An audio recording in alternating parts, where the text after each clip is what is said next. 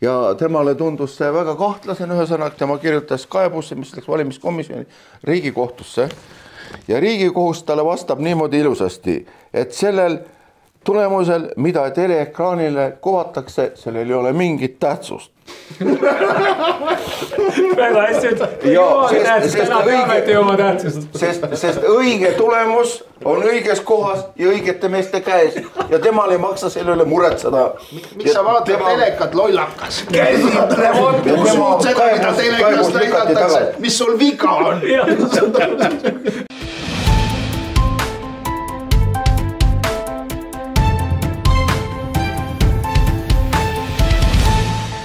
Armsad Võrgutelevisiooni vaatajad, oleme siin 19. saates Eestimaa maskita lood Pärnus Luuleraadios. Tere tulemast vaatama ja kuulama meid.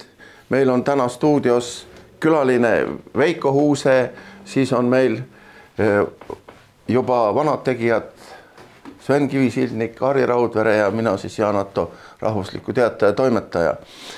Ja meil on nüüd paus väike vahepeal olnud, sest meil on väga raske saada kõiki neid inimesi, kes meil siin on, kõik on tegusad, kõigil on ääretult vähe aega, meil on väga raske saada meid kõiki siia korraga laua taha rääkima. Ja minu käest on küsitud, et miks on vahepeal ei ole saadet olnud, siis nagu see on vastuseks, aga täna oli selline õnnelik päev, et me saime kõik, võtsime selle aja ja tulime kokku ja tulime rääkima. Ja üks asi on veel, et Jüri Lina tuleb maikuu lõpus Eestisse ja meil on rahvuslik teataja, kui tema saadet kuulab ligi 30 000 inimest vaatab, siis tema kava saab olema järgmises lehes, aprillilehes, mis nüüd ilmub ja ka siis kokkuvõtte tema eelmisest loengust, nii et see, mida ta loengust räägib, on meil siis lehes siin trükimustas kirjas ja mis on lehes kirjas, see jääb alles, see ei ole sõna, mis kord kõlab õhus ja siis sellega on ka kõik, siin on ta olemas ja võite seda alati vaadata, lugeda ja näha, mida ta rääkis, sõnaga, trükisõna vastu ei saa mingi teine nagu meedia väljund, nii et kogu selle loo kokkuvõtteks võiks öelda, et kui vähegi võimalik ikkagi tellige rahvuslik teataja ja siis siit saate ka lugeda siis järgmist Jüri aprilli või maikuu kava, mis mai ja juuni alguses on ja ka tema loengu kokkuvõtted, kui Jüri Lina teid huvitas nii palju. Aga siis ma vabandan, tuleme tänase saate juurde tagasi ja meil on külaline Veiko Huuse ja tema siis alustab saadet ja räägib, miks ta siin on ja mida ta on teinud ja juttu tuleb üldse sellest, mis siin on vahepeal meil juhtunud, nii et. Tere, et täna on kutsumas Jaan, meeldib kohtuda Harri ja Sveniga, et muidu olen sinu lugusid jaganud Fonte News uudistekanalil ja olen neid kuulanud nii palju kui võimalik. Aga endas siis nii palju, et olen mees, kes ei võitle, vaid seisan inimeste vabaduse eest ja teen seda siis kooskõlas elu algallikaga ja püüan siis ehitada või luua harmoonilist elukeskkonda ja ühiskonda. Ja mul on selleks antud volitused kõrgemalt poolt ja kui mul siin maaeluprogrammis midagi silma riivab või midagi kratsima hakkab, siis ma sekkun ja võtan sõna ja Jaan täna kutsumas rääkima siia e-valimistest, mis küll on juba selja taga ja minu teada vist juba valitsus ka vist kokku pandud, et eks see oli inimeste valik, kes olid nõus selle poliitilise otsusega ja nad olid nõus minema seda e-valimist läbi viima ja nuppu vajutama. Mul on kahju selle üle, et meil on nii vähe teadlikke inimesi. Tõsiselt kahju, et intelligents on nii madalaks läinud, et nad ei jaga seda asja. Vaatamata sellele, et on räägitud ju aastaid, kui see e-valimine üldse tuli, et tegelikult nad on kõik, see e-valimine on põhiseadusvastane.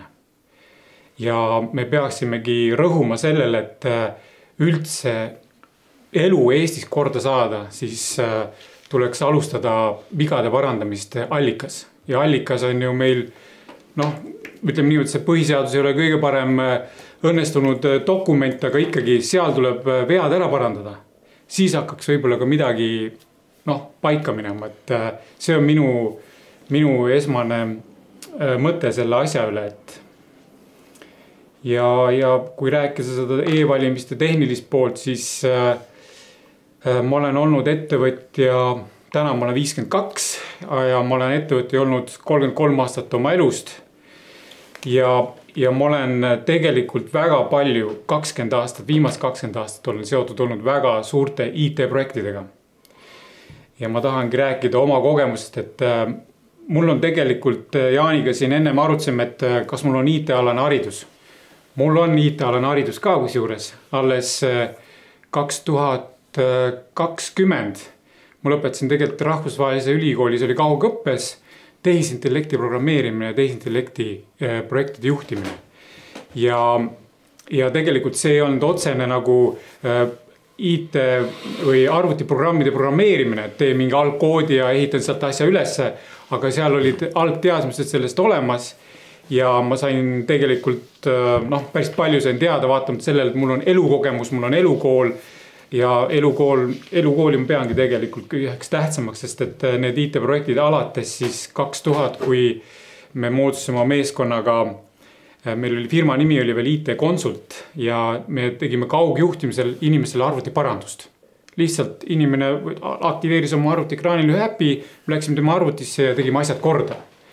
Ja sealt hakkas asjad arenema, kui lõpuks oli niimoodi, et me ehitasime üles online kasiino. See oli siis töötas Venemaal ja Ukrainas ja seal oli siis inimeste andmetega tegemist. Ja siis nagu tuli mängu see, et inimeste andmete turvalisus ja kõik need häkkimise probleemid. Ehk tegelikult, mis ma tahan öelda, et tegelikult see e-valimine on põhimõtteliselt ka inimeste andmete, nende usalduse nagu kasutamine. Ehk siis kui inimene paneb oma andmed sinna programmi sisse ja ta hääletab kellegi poolt, siis põhimõtteliselt peab olema turvatud ja sinna ei tohiks mitte keegi sekkuda. Ja nüüd ma jõuan pointini, on see, et inimesed ei saa või ei taha aru saada või mõista seda, et meie inimrass on kellegi looming, eks ole. Ehk siis see, kes selle inimrassi lõi, see saab ka sekkuda ja muuta, saab muutusi teha. Ja nii on ka kõigi selle IT-tehnoloogiaga, mis iganes, et kui inimene on midagi loonud, siis inimene saab ka seda muuta. Ei ole mõtet inimestele rääkida terve maailma peale, et me tegime e-valimisprogrammi ja sinna mitte keegi sekkuda ei saa. Et seal on turvakoodid, kõik on krüpteeritud, mis iganes tehtud.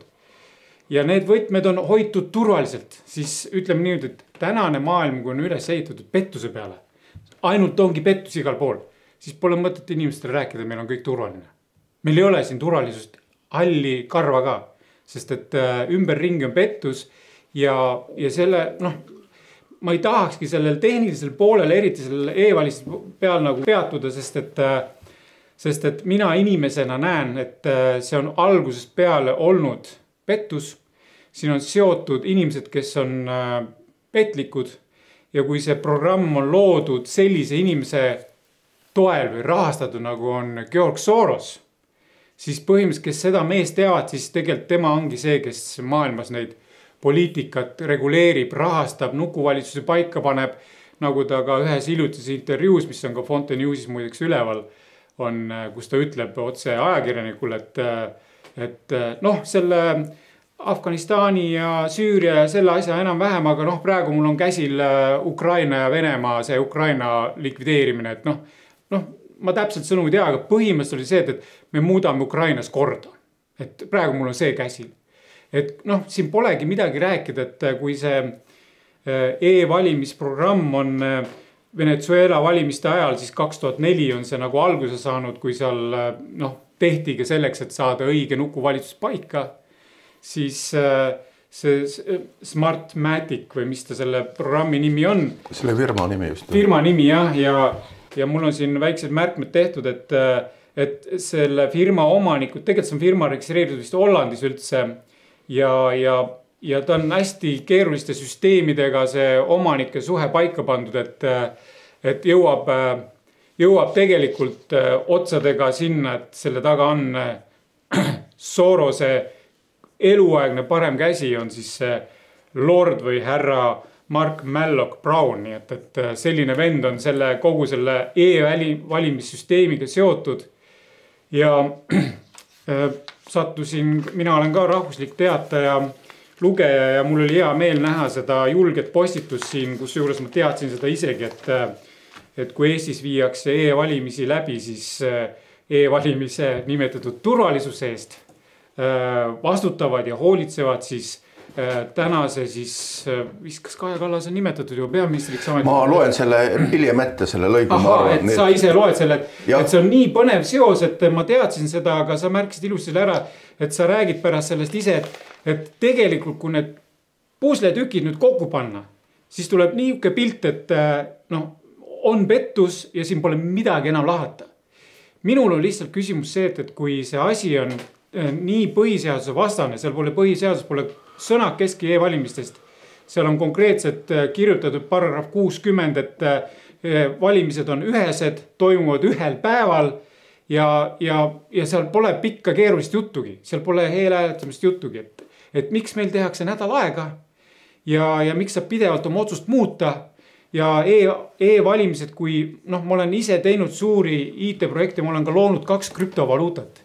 Ja need täna toimivad väga hästi, mis on krüptovaluuta loomine, see on puhas turvalisus. Seal peab olema turvaline kõik, seal ei saa olla mingit eksimust, aga ka krüptovaluutadel on tagauksed olemas. Looja saab alati sekkuda. See, kes krüptovaluuta loob või blokiahela loob või mingi IT-programmi loob, ta saab alati muuta. Nii et inimesed peavad aru saama, et mitte miskit pole elus kindel, kõik on võimalik. Ma võib-olla loengi selle ette ja siis Sven ja Harri saavad ka kommenteerida muidu nad. Aga selline lõik oli siis meil märtsikuu rahvuslikus teatajas. Kindlasti paljud lugejad teadvad seda, aga on ka neid, kes ei tea ja siis ma arvan, et mul on põhjus see ette lugeda kõigile juba kord. Rahvuslaste nii-öelda sotsiaalmeedias saabus täna teave, et peaminister Kaja Kallas, valitsemiskomisjoni esimees Oliver Kask ja valimisteenistuse juht Arne Koitmäe kõik on kursuse kaaslased Tartu Ülikooli õigusteaduskonnast. E-hääletuse kasutusele võtu ajal oli 4. kursuse vend Norman Aas peaprokurör ja hoidis eos ära probleemid sulgudes koos kriminaalpolitseid juhtinud abikaasa kursaõe Krista Aasaga endine kull sullud lõpevad. Riigikohtu tsiviilkolleegiumi esimees Ivo Pilving on veel üks kodanik samalt kursuselt. Sulgudes TÜ õigusteaduskond 1994 kuni 1999. Ehk siis valimiskaebusi arutava kolleegiumi esimees juhtiva poliitiku hääli loeb tema kursavend, keda juhib teine kursavend ja Riigikohtus otsustab asja üle 3. kursavend. Veenev. No ma loodan, et oli arusaadav väikesi konerusi arvestamata jätta. Nii, Harri, sul oli siin kibeles, ma nägin mingi küsimus tekkis vahepeal. Oi ei, no mida sa siin ikka enam küsid, küsimusi nagu polegi, sellepärast, et kui mõni asi on sul täiesti selge, siis mida sa ikka enam küsid. Sest et kõik see, millest me just hetk rääkisime, on ju täiesti tuntud ja teada ja läbi aegad olnud tuntud ja teada. Ja mulle meelub nii kui tuttava jutt alles hiljuti, et kes nüüd reageeris väga aktiivselt, ma ei tea, kas ta oli Reformierakonna valija või mitte, reageeris väga aktiivselt selle peale, et näed, nüüd meil on niimoodi valetatud, maksud tõusevad ja kujutage ette, mis nüüd ütleb Kaja Kallas, et ta ei saanud enne valimisi nendest rääkida, sest need oleks olnud ebapopulaarsed otsused ja tema ei saa lubada ebapopulaarseid otsuseid rahvale või ebapopulaarseid sõnumeid, sest muidu oleks tulnud Helme peaministriks ja seda ometi siin riigis ei tohi juhtuda. Ja nüüd me peaksime kõik need Reformierakonna valijad võtma kokku ja tulema tänavale ja ütlema, et miks te meid petsite. Ma hakkasin naerma, ütlesin, kuule, tu saad 2 patsiga poissi, no ja edasi. Ja ongi kogu see Reformierakonna valijad. No aga see selleks, vaata ka kõik meie erakonnad on tegelikult läbi nende aegade käitunud häbematult valesti. Need, kes on ka protestinud või e-valimiste osas või valimiste suhtes ja nad ei ole võtnud tõsiselt seda teemat kunagi laua peale, sest oma unistustes või soovis või naiivsuses, ma julgeks öelda, et naiivsuses, nad arvavad, et nad saavad valimistega endale nii palju hääli, et siis on kohe nagu võim kindlustatud. Loomulikult see nii ei ole. Ja e-valimised on vaieldamatult põhiseadusvastased, siin ei ole nagu mitte midagi rääkida. Muidugi alati on olemas argument, aga näed, nagu te tõite välja siin grupp seltsimehi, kes on kursuse kaaslased. Ja me teame kõik, et Eesti on ääretult korporatiivne ühiskond, kus siin on, see on ühtepidi on see muidugi õnnistus, teistpidi on ta tohutu õnnetus. Ja õnnistus on ta muidugi neile, kes on ütleme niimoodi, lähedal seisvad isikud, nimetame neid niimoodi, nende jaoks on ta muidugi õnnistus, aga rahva jaoks ta kindlasti ei ole kõige parem lahendus. Ja ei olegi need erakonnad tõsiselt seda teemat üldse käsitlenud. Argument on olnud alati selline. Miks ma seda räägin? Sellepärast, et ma aitasin korraldada petitsiooni e-hääletuse tühistamise osas meie riigis.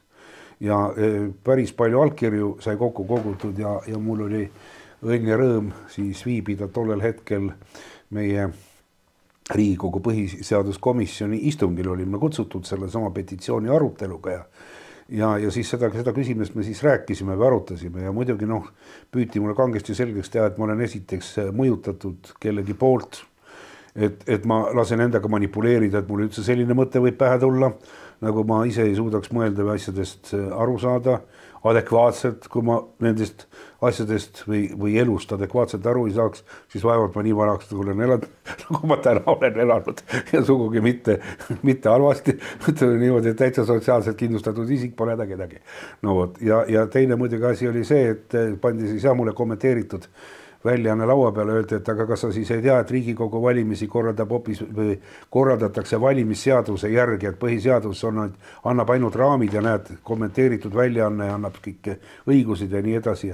Mõtlesin, aga näidake, pange mulle näpp juurde siis selle koha peale, kus kommenteeritud väljaandes on kirjas, et e-valimisi võib läbi viia riigis. Siis muidugi oli kohe vastus varnast võtta, et aga sellel ajal, kui need kommenteeritud väljaandeid koostati, siis ei teadnud e-valimistest keegi midagi. Mida te kallid inimesed siis nagu üldse räägite. Ja muidugi toodi ka jälle see sama argument välja, et Riigikohus on oma seisukoha öelnud ja tunnistanud, et e-valimised on täiesti normaalsed siin riigis. Vaata, asi on selles, et kui meil on palju raha, siis me võime endale osta seadusi, me võime osta endale tellida muusikat, me võime endale lubada mida iganes. Ja kui nüüd näiteks need inimesed ütlevad, kes maksavad nende Riigikogu liikmete või mitte Riigikogu, kui riigikohtunike sissetulek, ametipositsioon sõltub nendest inimestest, kes annavad neile lähteülesande, et e-hääletus peaks olema seaduspärane ja vastama põhiseadusele, siis loomulikult nad niimoodi ka seda küsimust käsitlevad.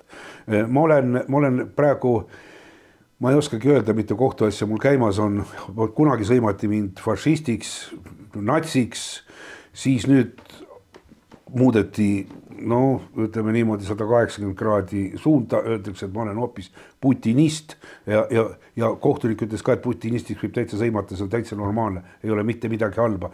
Teisiti võib-olla öelda, et aga putinist võid sa olla, ka see selleks. Miks ma seda räägin? Ma räägin seda vaata sellepärast, et nendest kohtuotsustest, mida ma loen, ma olen ka natukene õigusteadusega ja selles valdkonnas kokku puutunud. Ja kui ma neid kohtuotsuseid loen, siis paratamatult kangastub mulle silme ette. Te olete kuulnud kindlasti, et eksisteerisid ajaloos selline kohtuinstants, mida kutsuti troikadeks, eks ju? Kus ideoloogiliselt lähtuti kellegi personaalküsimuse arutamisele ja kuna oli lõunaaeg, ei viitsitud rohkem enam temaga tegeleda, niikuinii ei viitsitud temaga tegeleda, siis tehti kiire otsus seina äärde ja siis teised läksid, ma ei tea, meeldivat aega veetma. Ja vaata, mulle tundub, et nende kohtuotsustega on täna täpselt samamoodi, et kui sa riivad või oled sattunud mingisuguse ideoloogilise rünnaku alla, siis ei tähenda siin riigis õigus ega õiglus enam absoluutselt mitte midagi, sellepärast siis tuleb näidata, et sa oled see kaamer ja siin tuleb mustata kõikide võimalike vahenditega, mida tegelikult saab, nagu mis on nende käsutuses, alates peavoolumeediast ja lõpetades millest iganes.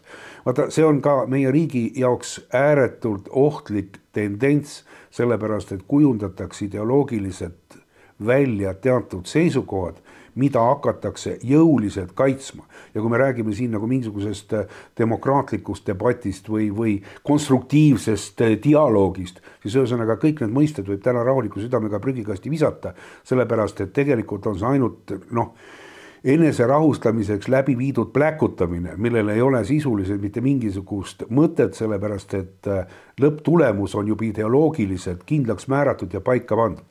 Ja tänu sellele käsitlusele võib valetada ajada rahvale siukest mulli, mida iganes, sest ei ole ühtegi reaalset jõudu, kes suudaks seda ümber lükata või vastu hakata, sellepärast, et inimeste hirm on viidud juba sellisele tasemele, nagu troikadelgi, et kõik teadsid, et jumal hoidku, kui me sinna hammasrataste vahele jääme, siis tehakse meid pulbriks, aga ma ei saa lasta ennast pulbriks teha, sest mul on mingisugune vastutus ka oma lähedaste ees pangalaenude näol, no mis iganes, eks ma pean olema sotsiaalselt madalam kui rohi, et mu pea välja ei paista, sest nii kui ta kõrgemaks tuleb, nii käib seda fikat üle ja rohkem seda pead enam ei ole.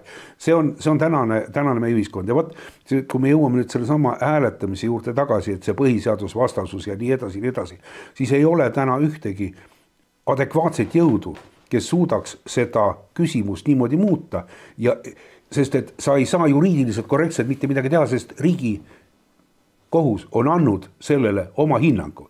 Ja nii nagu öeldakse õigusriigis, riigikohtu hinnang, see on võrdne seadusega. Nii et probleeme on muidugi hulgaliselt ja tegelikult selles valguses hakata nüüd rääkima, et kuidas rikutakse või võltsitakse seda elamist, neid valimisi. See ei oma sellisel juhul enam sisulist tähtsust. Sest kui printsiip on vale, siis tehniline küsimus või tehnilised nüansid selle printsiibi lahkamisel ei oma ka mitte mingisugust tähtsust. Ja nagu öeldigi, et kutsume siis kõik Reformierakonna petetud valijad tänavale ja ütlesid tõesti, et võtke 2 patsiga poissi ja need tulevad ja kas need on petetud või ei ole või nad on nii kinni makstud, et nad ei tulegi tänavale, sest et nemad on riisunud koos teatud seltskonnaga koore.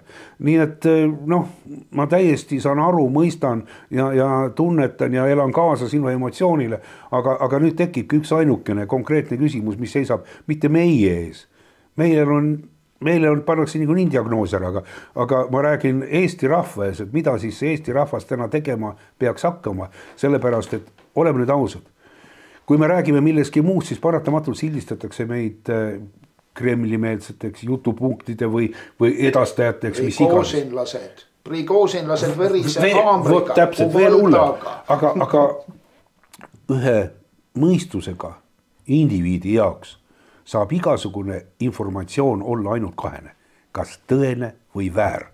Kes seda räägib, see antud juhul ei omagi tähtsust. Iga inimene peab suutma aru saada, kas räägitakse õiget juttu või ei räägita õiget juttu. Aga jälle jõuame sinna, et kui sa saad ka aru, et sulle valetatakse, siis ei ole tänases ühiskonnas mitte ühtegi hooba ja ei ole ka ühtegi reaalselt tegutsevat erakonda, kes otsustavalt sekkuks vale levitamisele meie ühiskonnas. Seda ma tahtsingi öelda. Hei, Sven. No nii, ühesõnaga jõudsin oma järjekorra Sinu monoloog ära oodata. Mina tahan teha kõigepealt paar tehnilist täpsustust. Meil on põhiasjad räägitud. See on põhiseaduse vastane. See on ilmselgelt seotud Lurjus Sorosega, kes ei saa olla normaalne inimene, ei ole kunagi midagi normaalselt teinud. Miks see peaks olema nüüd erinev, mis ta tegi? Ja Reformierakond, kes on meid valitsenud ligi 20 aastat ja keeranud kokku ainult kõige õudsemaid jõledusi. Ja ma küll ei näe, et Eesti rahva huvidest oleks seisnud, vaid pigem otse vastupidi, et see seltskond, kes seda teeb, on ise ääretult ebausaldusväärne. ja kõik täiesti nõus, see on ebaseaduslik, aga kohtus me ei ole saanud mingisugust õigust. Hääli, ma mõtlen elektrihääli ei ole üle loetud, mis minu jaoks on juba ilmselge, et kui hääli ei ole üle loetud, ei ole neid ju mingid valimised, see on mingi ususekti omavaheline rituaal, mida toimetatakse kultuslikult käpuli mingisuguse puusliku ees. See puuslik on mingisugune molekul tõenäoliselt, ma ei tea, keda nad, see mingi öökulli välimusega molekul, keda nad seal kummardavad. Tõenäoliselt kedagi ohverdades, ma loodan, et kasse, aga mitte midagi hullemat. Aga jah, see on sissejuhatus, et mina tahan siis 3 teemani jõuda: korruptsioon, revolutsioon ja kultuur. Aga enne tuua paar detaili, mis veel nagu, me oleme enne ka teinud e-valimistest saateid, aga pärast nagu nüüd, kus valimised on juhtunud, on hea lisada seda, kuidas käitusid meie need avaliku arvamuse graafikud. Täiesti ebaloogiliselt. Valimise ajal teatud parteidel tekkis selline muhk. Graafik läks üles ja ainult valimiste ajal väga kiiresti üles, väga kiiresti alla. Ühel väga pahal erakonnal tekkis lohk väga kiiresti alla, pärast jälle kiiresti üles ja just valimiste ajal. See Prigozhini infooperatsioon, mis on tulnud jälle väga ebameeldivast allikast. Toib, Sven, ma ütlen ühe asja vahele. 16. saade oli meil e-valimistest varasem saade.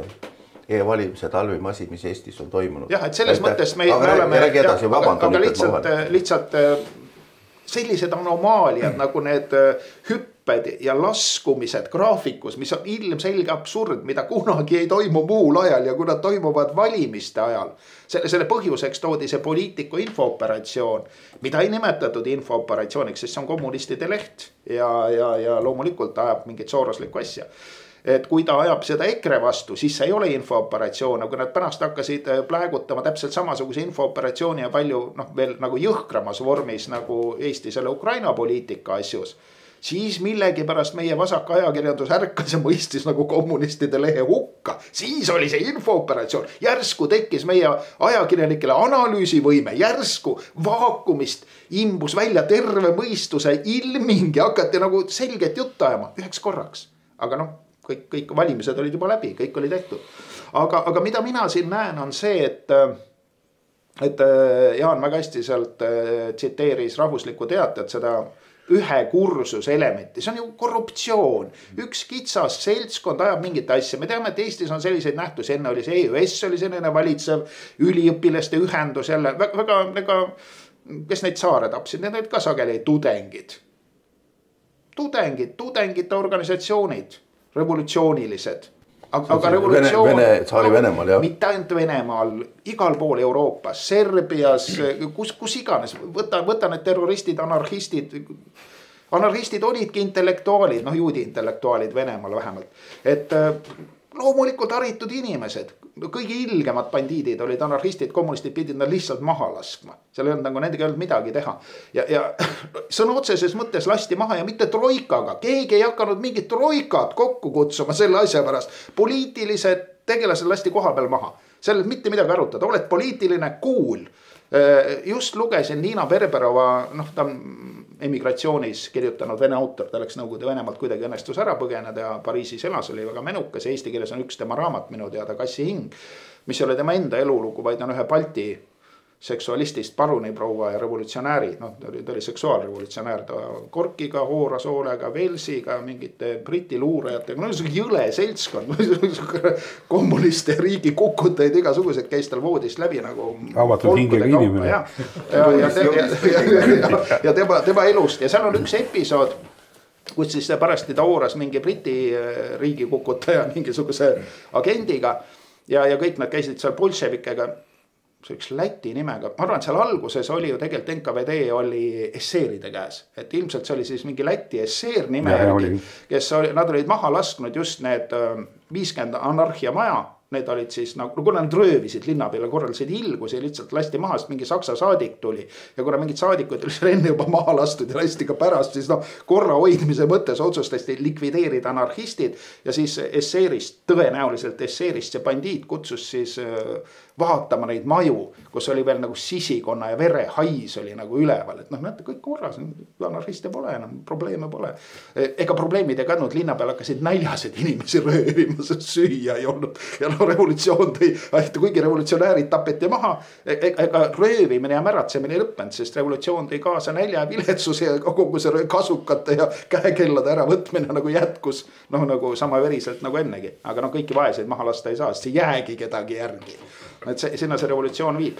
Et minu mõelest on meil jah kaks asja, et meil on korruptsioon ilmselgelt ja see korruptsioon on revolutsiooniline ilmselgelt. No revolutsioon on ka alati olnud siuke põrandaalune tegevus nagu kuritegevus. No see oli ka Venemaal ju omal ajal nii läbi põimunud. Stalin oli ju rongiröövel. Nüüd on meil rahapesijad, eks ole. Meil on revolutsiooniline seltskond, kes praegu korraldavad Sorose, mis on Sorose esimene prioriteet. Seksuaalrevolutsiooni transseksuaalne aspekt, kui pehmelt öelda, aga raskelt öeldes laste kohitsemine. Et see on praegu Sorose nagu põhiasi, aga meil on soroslikult valitud, ebaseaduslik, mis valitud, soroslikult määratud korruptantide pande. Ütleme otse välja, nagu see asi on. Nad ei ole valitud, hääli ei ole üle loetud, me keegi ei tea üldse, mina ei julge isegi inimesi süüdistada, ma vahepeal nagu aasin neid, valisite endale maksutõusu, makske, ega see kõik läheb sõda on hea, eks ole, on ju vaja tappa ja inimesi on liiga palju planeedil. See on parim tuluallikas. Ja, see on väga hea. Et mina näen siin eelkõige korruptsiooni ja just sama asja nagu Vene impeeriumis, kus korruptsioon on nagu võtnud endale revolutsiooni ülesande, nagu õilistab ennast sellise maailma päästmise, et see on paha kord, eks ole, ja see, mis need saared olid lurjused, eks ole, seerid nüüd tapsid kogu aeg, see pidigi nii olema ja nüüd tapame edasi. Ja teeme sellise helge ühiskonna, kus kedagi ekspluateerita, kõik hooravad, eks ole, kõik on üks suur kolhoos ja pole perekonda ega mitte midagi. Ja see sama asi käib, ole eraomandit, mida nad praegu teevad, kuidas ütleb Klaus Schwab, sul ei ole midagi ja sa oled õnnelik, lause on vits nagu teistmoodi sõnastad, aga täpselt see sama asi, mida rääkisid Trotski, Lenin, kõik see nagu revolutsiooniline seltskond. Et siin tuleb näha kahte asja, see on korruptsioon ja need korruptandid ja lurjused ja kurjategijad teevad millegi pärast revolutsiooni. Tavaliselt tehti revolutsiooni sellepärast, et keegi kuskilt maksis, mingid pankurid andsid nagu klotsi ja ilmselt tundub see jälle olevat see sama asi. See jõledus, mis praegu toimub haridusministeeriumis, kus üks revolutsiooniline minister on võtnud endale algharidusega nõunikuks kellegi noorseksualisti, algharidusega noorseksualisti, kes on kirjutanud Müürilehes mingisugust väärideoloogilist jampsimist. See on kõige ehtsam, kõige haigem seksuaalbolševism, mis meil siin toimub. Ja mis oleks selle nagu lahend või see vastukäik? Meil on ju kommunistid on meid valitsenud. Mina mäletan eelmist okupatsiooni, siis oli Nõukogude võim, kommunistlik partei, Vene ikka all olime, aga meil oli oma kultuur, näiteks Runneli ja paljude teiste, kirjanike tean paremini, Heino Kiik, väga aus, väärikas inimene. Eesti asja ja isegi Juhan Smuul. Nüüd on nad teinud Juhan Smuulist, kirjandusteadlane Tüür on teinud Smuulist rahvuskonservatiivi ERR-i saates, midagi haigemat, ilgemat, nõdrameelsemat ja kuradi Seevaldi järgi haisvamat sitta ei ole ma mitte kunagi kuulnud ERR-ist, kui see jama, mida see kirjandusteadlase nagu näost välja saab hulluks saada, mõistus jookseb kokku. Aga revolutsioon ei ole kadunud. Ei ole kadunud, see jätkub. Kirjanike liit on staliniste täis. Smuuli näopilt ei saa seina pealt maha võtta. Sellest koermurka on nii hästi kirjutatud. Mis sest, et ta oli küüditav? Paberid on laual, küüditasid koos Vaarandiga, kirjutasid vara üles. Dokumendid on olemas. Ei, Kapo ei tea sellest midagi. Türa, Kapo võiks lugeda Eesti Ekspressi, saab ka teada, kes keda küüditas. See on hullu maja, mis toimub. Ma tahtsin jutuga jõuda sinna, et meil kunagi oli Vene ajal kultuur eelmise okupatsiooni ajal, mis ajas Eesti asja. Ajas Eesti asja. Kus on nüüd see kultuur, mis ajab Eesti asja? Nad ajavad Kirjanike liidus praegu nagu hundid uluvad, et seda küüdita ja lõusta ei võetaks maja seina pealt maha. Suurem osa on üksikuid, aga need üksikud ei pääse ju praegu kuskile nagu püünele. Ma kuulasin ka ja tõesti minu emotsioon ei olnud võib-olla nii kirgas kui sinu oma, aga tegelikult võttis ikka täitsa kukalt kressi. See on nii haige, mis toimub. Ma ütlen, et kultuur oleks see nagu, mis hoiaks meie ajud korras. Annaks meile nagu normaalse maailmavaate. Aga seda ei ole enam, see on rüvetatud jälle. Millega Soros Eestis alustas oma tegevust? kunsti rüvetamisega, kunsti rahastamisega, et sealt oleks see kunst, mis ei tähenda midagi, mis oleks ilge, mõttetu, perversne. Ja, kus palja persega seapea, verine seapea kaenlal joostakse ümber maja. See ei ole see asi, mis annab sulle väärikuse. Muide, see on kõrgkultuur. No ja, ma ei tea, kas teise korruse kõrgusel jooksed ümber maja või milles see nagu kõrgkultuur seal nagu seisneb. Et jah, ma näen siin meeletut korruptsiooni. Ma näen, et see korruptsioon ajab mingit utoopilist, ilget, inimvaenulikku revolutsioonilist kalja. Minu mõelest bolševikud ei öelnud seda välja, et rahva planeedi elanikkonda tuleb 90% vähendada. Need raisad nüüd ju ütlevad seda lahtise tekstiga. Sa natuke eksid, Lenin ütles seda välja, et 90% Vene elanikkonnast tuleb hävitada, et 10% saaks nautida elu. Just, aga tal oli selleks, et see on hädavajalik, et saada uus elu, aga praegu ei ütle keegi miks. Lihtsalt on vaja maha nottida, ma ei tea, kas mingi looduse või ma ei tea, mille nimel. Vaata, kui inimeste hea elu nimel keegi maha tapetakse, see vähemalt, see tundub olevat nagu ratsionaalse nüansiga. Aga see, et mingi konnade ja siilide nimel kõik maha tappa, võt see on juba, ma ei tea, kuidas sinule tundub. Ma liiga palju räägin. No aga kui palju inimesi on maa peal? Seda tuleb ju vähendada. Inimhulka näed, praegu tuli alles hiljuti uudis, et Indias on nüüd kõige rohkem rahvast ja vaata varsti 1,5 miljardit on juba ainult seal inimesi. Isegi Hiinas on juba vähem. Me kõik sigime. Me räägime siin näiteks nagu Eesti juurdekasvust, rahva reproduktiivsest tervisest ja nii edasi. Sellist asja. Midagi sinna juurde ei kasva ja mingit tervist siin ka ei me ju kogu aeg ütleme, et meil on vaja rohkem maksumaksjaid ja meil on vaja rohkem inimesi.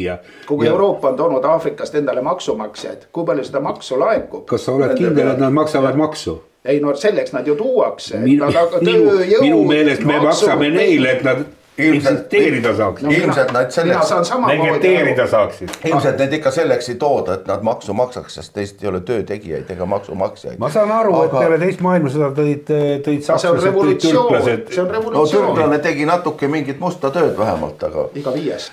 Jah, aga tuleme oma teema juurde tagasi, sest meil ütlesime, et meil on siin kõik selgeks, see oli pettus, see oli lihtsalt inimeste nagu lollitamine, eks. Aga meil on ju, inimesed ju usuvad siiamaani sellesse e-hääletamisse, et me peame mitte lihtsalt ütlema niimoodi, et see on pettus, vaid me peame nagu tõestama neile ära selle, et see asi ei olnud õige, eks. Ja nagu... Kuidas me neile tõestame, et see ei toimunud ühel päeval? Kuidas sa tõestad inimesele, kes ei saa aru, et valimised ei toimu ühel päeval? Sul ei ole võimalik fanaatikule mitte midagi tõestada. Ja fanaatik nägi, et nädal aega toimus, aga tal on ikkagi programmeeritud, et ei, see toimus ühel päeval. Mis asja te räägite mulle? Et nädal aega hääletati, nalja teete, ühel päeval toimusid. Sest mina käisin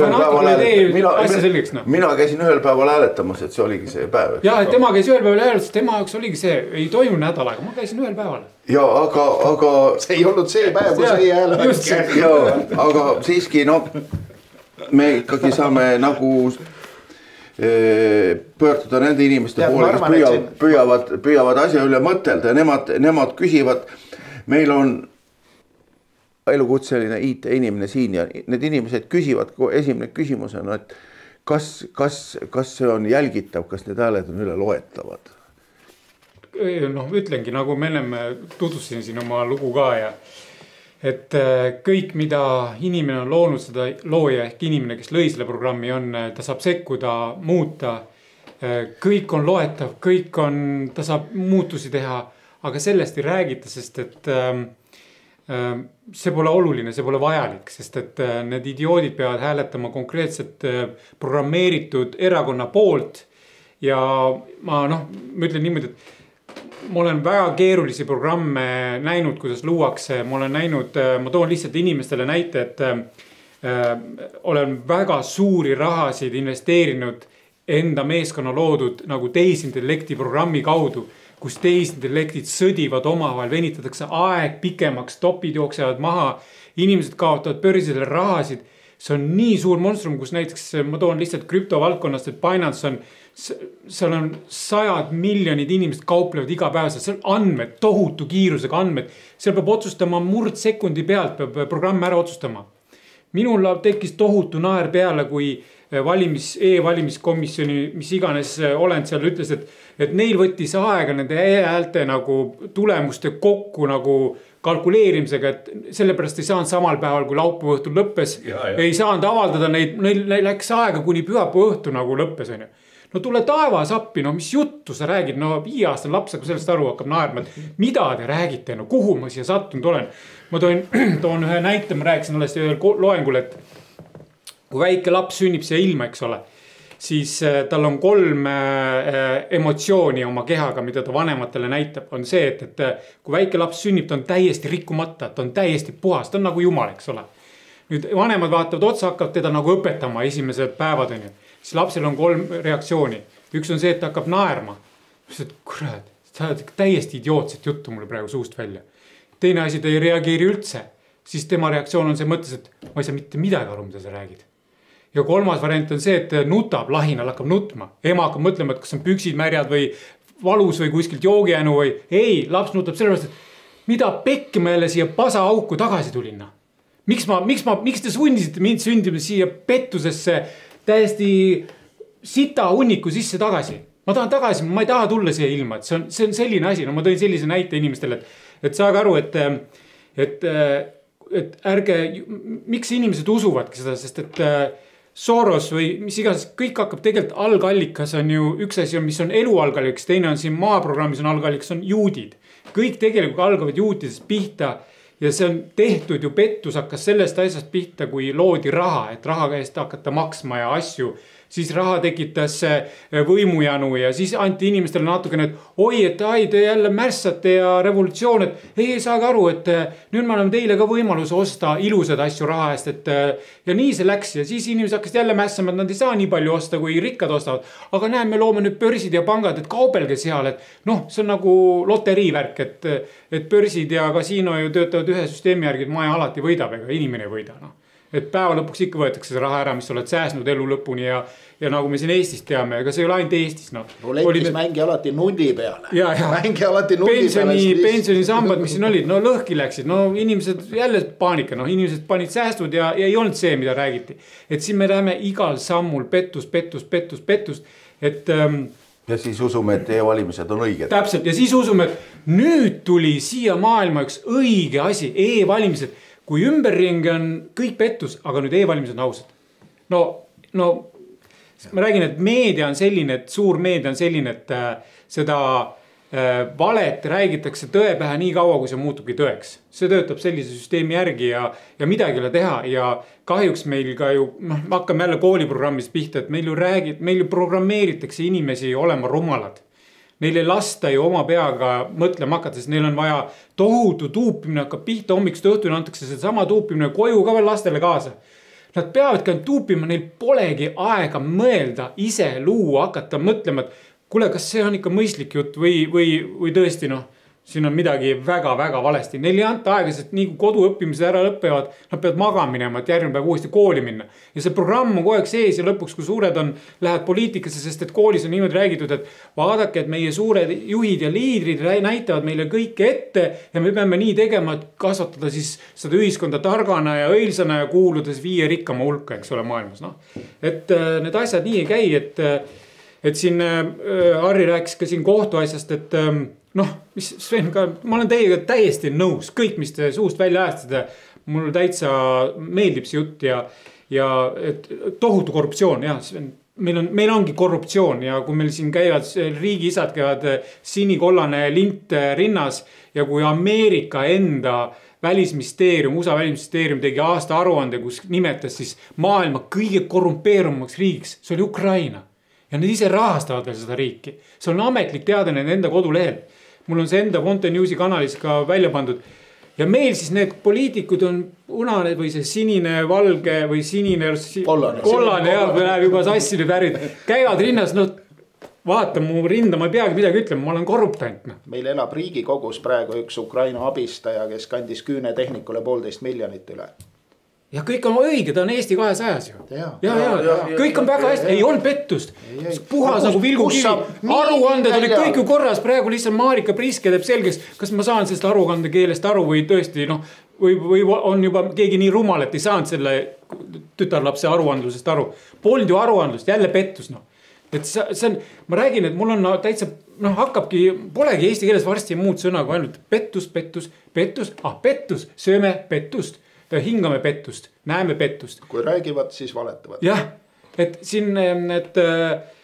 Ja arvata et selles keskkonnas, kus kõik on vale, on valimised õiged. Mina, Jaan, ei usu, et sina oled Jaan, Sa võid nii palju rääkida, kui tahad, pettus, Oled siuke ja näita dokumenti ja seda ma ka ei usu, see on pettus. Selle oled sa ka ise teinud. Seda, et Jaan on Jaan, me võime siin uskuda, aga kui näiteks kõik lehed ühel päeval hakkad kirjutama, et Jaan on Jaan, siis ei tohi seda enam uskuda. Siis ei tohi, siis on see asi ilmselgelt vale.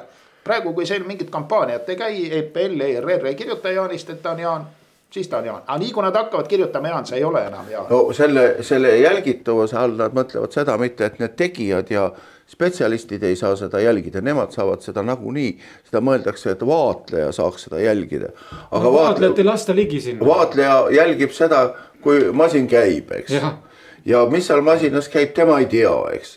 Ja kui tal loeb selle programmi läbi, eks, või see algoritm või... Ja algoritmi, et... Siis asjatundja võib ju selle algoritmi ju läbi lugeda ja vaadata, et see on okei. Aga kui see masin käib, siis keegi tea, et kas see on see algoritm või... Või on seal mõni algoritm veel. Või on see mingi teine algoritm. Ja kui see masin peatada ja vaadata ja veenduda, et see oli see algoritm ja kui see masin käima läheb, siis keegi ei saa öelda, et see on enam see sama algoritm, mis siis töötab, on nii või? Lugege kõik hääled ühe kaupa üle ja ma usun.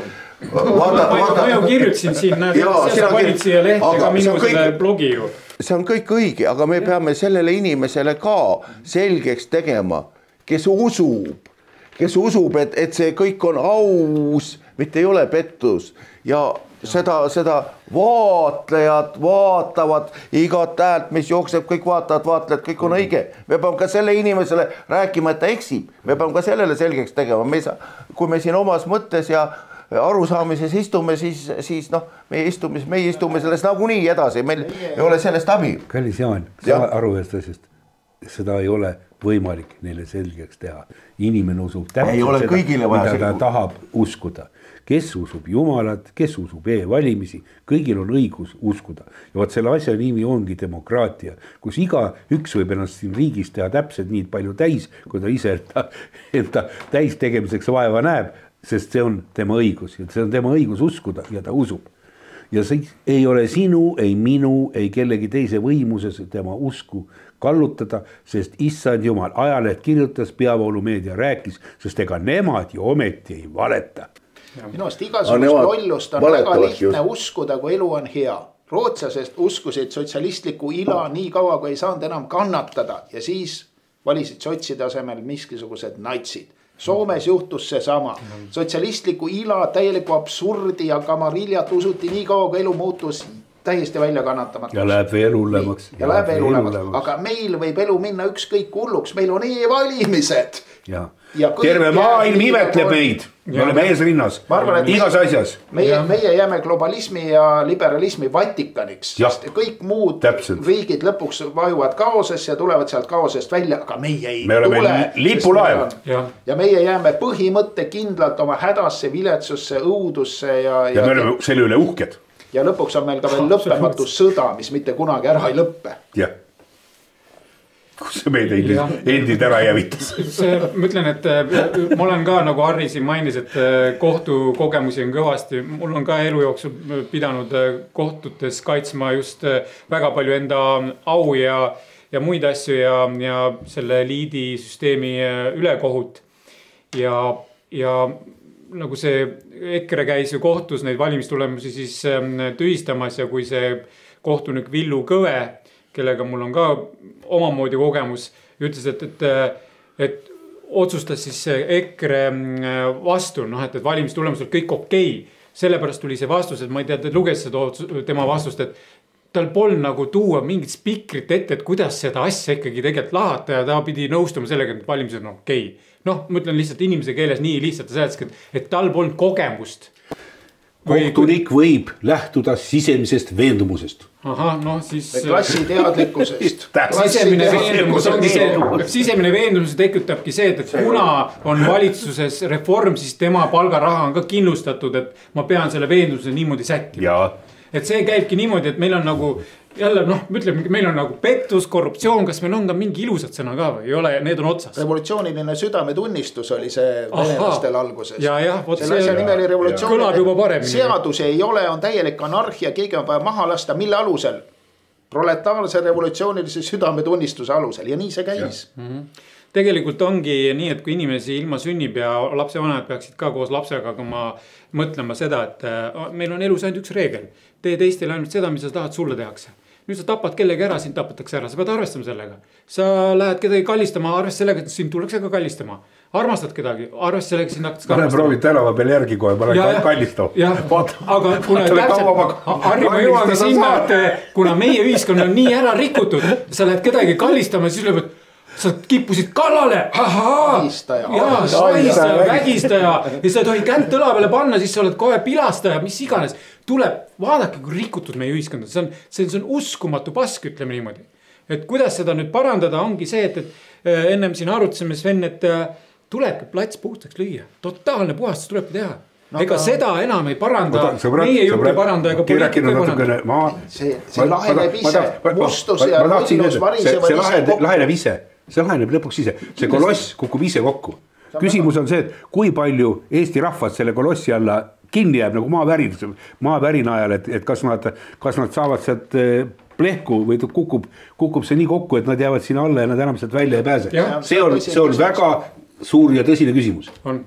Ja see juhtub, ütleme niimoodi, mina kui teistmoodi inimene, siis ma tean, et see juhtub, meile aega ei ole olemas, see juhtub ja sellepärast peab põdema muretsema. Inimesed peaks tegema täna neid asju, mis on nagu ühiskonnale ja temale kasulikud ja hea, mitte see, et me lõppime selle suure meediajamaga, nõustuma iga poliitiku otsusega ja nii edasi. Tegelikult peaks elamagi, sa ütlesid väga hästi, et tegelikult tuleks tehagi iseendasse südametunnistuse revolutsioon. Muutagi iseendas, et hakata südamärgi elama hetkes, teha neid ilusaid asju, et elu oleks ilus, mitte nõustuma iga jutuvestjaga, ei pea ka, vaata, ei pea ka meid kuulama, aga tunnetama, et kas see jutt on mõistlikum kui see jutt, mis Eesti Ekspress või Äripäev või Õhtuleht räägib või Delfi räägib. Ükskõik, aga on olemas terve rida välistegureid, mis seda inimest igapäevaselt mõjutavad.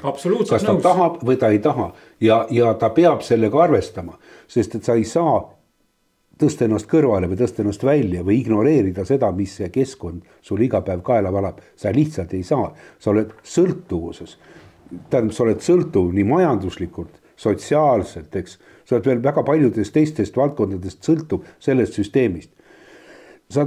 Kui ei muuda ideoloogilist baasalust, mis meie ühiskonnas täna valitseb, see sama, nimetame seda siis hea küll täna lihtsamalt, mõttemaailmaks, aga seda muuta, selleks on vaja julgust, eelkõige iga inimese julgust iseendas. Sa ütled, et kui ta võtab, ta peab julgema ja suutma seda teha. Inimene peab võtma kogu oma julguse kokku, et öelda, et Jumal lõi mehe naiseks või inimese meheks ja naiseks ja abielu on mehe ja naise vaheline asi. See on praegu kangelastegu, kui sa julged seda. Ma kuulan praegu, kuidas me läheme nüüd kirikuga läbi rääkima, kuidas kirik suhtub sellesse. Kuulan ja mõtlen, et issand jumal, et kas mina olen siis lolliks läinud või ma olen täiesti maailma asjadest valesti aru saanud. Kirik, kelle dogma, üheks põhidogmaks ongi see, et mees ja naine. See on piiblis kirjas. Ja teine asi veel, eks ju. Mis siis veel? Seda ei pea isegi piiblis kirjutama, sest see ongi loodud, see on see, kes inimrassi lõi. Ta lõigi, miks ta lõi isa ja ema või mehe ja naine, sest see pidigi olema, see on programm, ehk see loomagi uut samasugust ühiskonda, kus ongi selline võrdsus. Emase energia, isase energia, see pidigi nii töötama, maa ja taevas. See peabki nii olema, aga nüüd on kõik, pannakse ühte potti ja sellest ei tule head asja. Ükskõik, mida te räägite, ükskõik või mida räägitakse, see, kes on sind sünnitanud, see on sinu ema. see, kelle üsas sa oled kasvanud, see on sinu ema. Kõik lapsed oota, me pidime valimistest rääkima, nüüd me oleme juba sinna välja jõudnud. No aga vaata, saad aru, see ei ole üks probleem. Üks asi viib teiseni.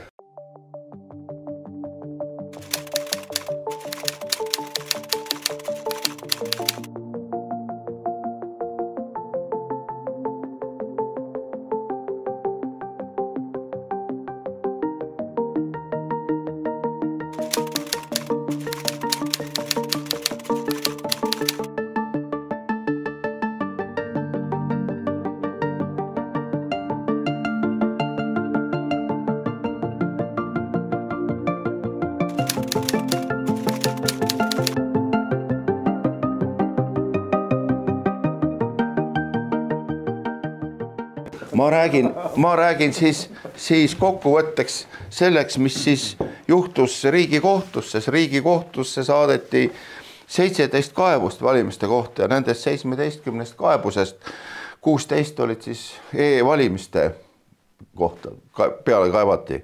Üks siis ei olnud. Ja muidugi valimiskomisjonile kaevati, seal oli vist isegi üle 50 kaebuse, sest kõiki kaevanud edasi Riigikohtusse. Ja see on siis siin õige, et see Riigikohus vastab masinlikult igale väitele, et see ei ole põhiseadusega kooskõlas see e-valimine sellega, et viitab mingisugusele varasemale Riigikohtu otsusele, kus siis on öeldud, et see on täiesti kooskõlas. No seda me räägime kogu aeg. Ma ütlen, et 7 päev on üks päev. 7 päev on üks päev, jah, nende arust küll, eks. 7 päev on üks päev. Mitte 2 + 2 on 1, vaid 1 võrdub 7. No, see on kohtus nüüd paika. Jumal lõiga maailma. Ja sellepärast ma mainisingi, et miks tehisintelektid majandavad kõiki meil finantsi, sest nemad otsustavad, mis on õige aeg. Seal ka juba aetakse sekund pikemaks ja päev pikemaks. Ja kui siin on ka juba, et 7 päev on üks päev, ahah. No Riigikohtu arvates küll, aga seal oli veel mõndagi huvitavat, mida te saate nagu kommenteerida kindlasti, kui soovite. Venelased, see Vasakpartei ja Oleg Ivanov, nemad siis mitte ainult ei hääletanud, vaid tegid oma häältest ka siis pildi ekraani tõmmis ja vist foto tegid seal valimisjaoskonnas ja said siis neid pilte rohkem kokku, kui hääli oli. Sellepärast istubki vangis praegu. Ja sellepärast istubki vangis. Ja siis tegid... Ta ei esitaks lolle küsimusi. Tegid siis, see kaebus jõudis siis Riigikohtuni välja, et lihtsalt valimisi ongi nagu võltsitud, et osa hääli on ära kadnud, siis pilte on rohkem. Ja siis Riigikohus ütles vastu, et venelased valetavad, eks ja saadan edasi kõik need materjalid Politsei- Piirivalveametile, et see Ivanov ja venelased võetakse nüüd vastutusel selle eest, et Ivanov pääsebki nüüd riigileivale, mitte küll sinna ametisse, kus ta tahtis, aga teise asutusi ilmselt pääseb, ma ei tea, kas pääseb, aga võib oletada, et vist pääseb. Aga muidugi seal on üks teine külg on sellel asjal juures, sellepärast, et kui ikkagi piltideks, eks, see on nagu selles suhtes sa võiks võtta seda naljana, aga kui sul on ikkagi, sa oled kohtunik ja sul on 500 tunnistajat, kes ütlevad, on kohtus nõus vanduma tunnistama ühte asja, aga sa kohtunikuna teed teise otsuse. Vaat see on juba natuke maailmarekord, ma arvan. Mina kirjutasin, et see on ikkagi, läheb kui Eesti raamatusse kindlasti, peab koha kindliselt panema.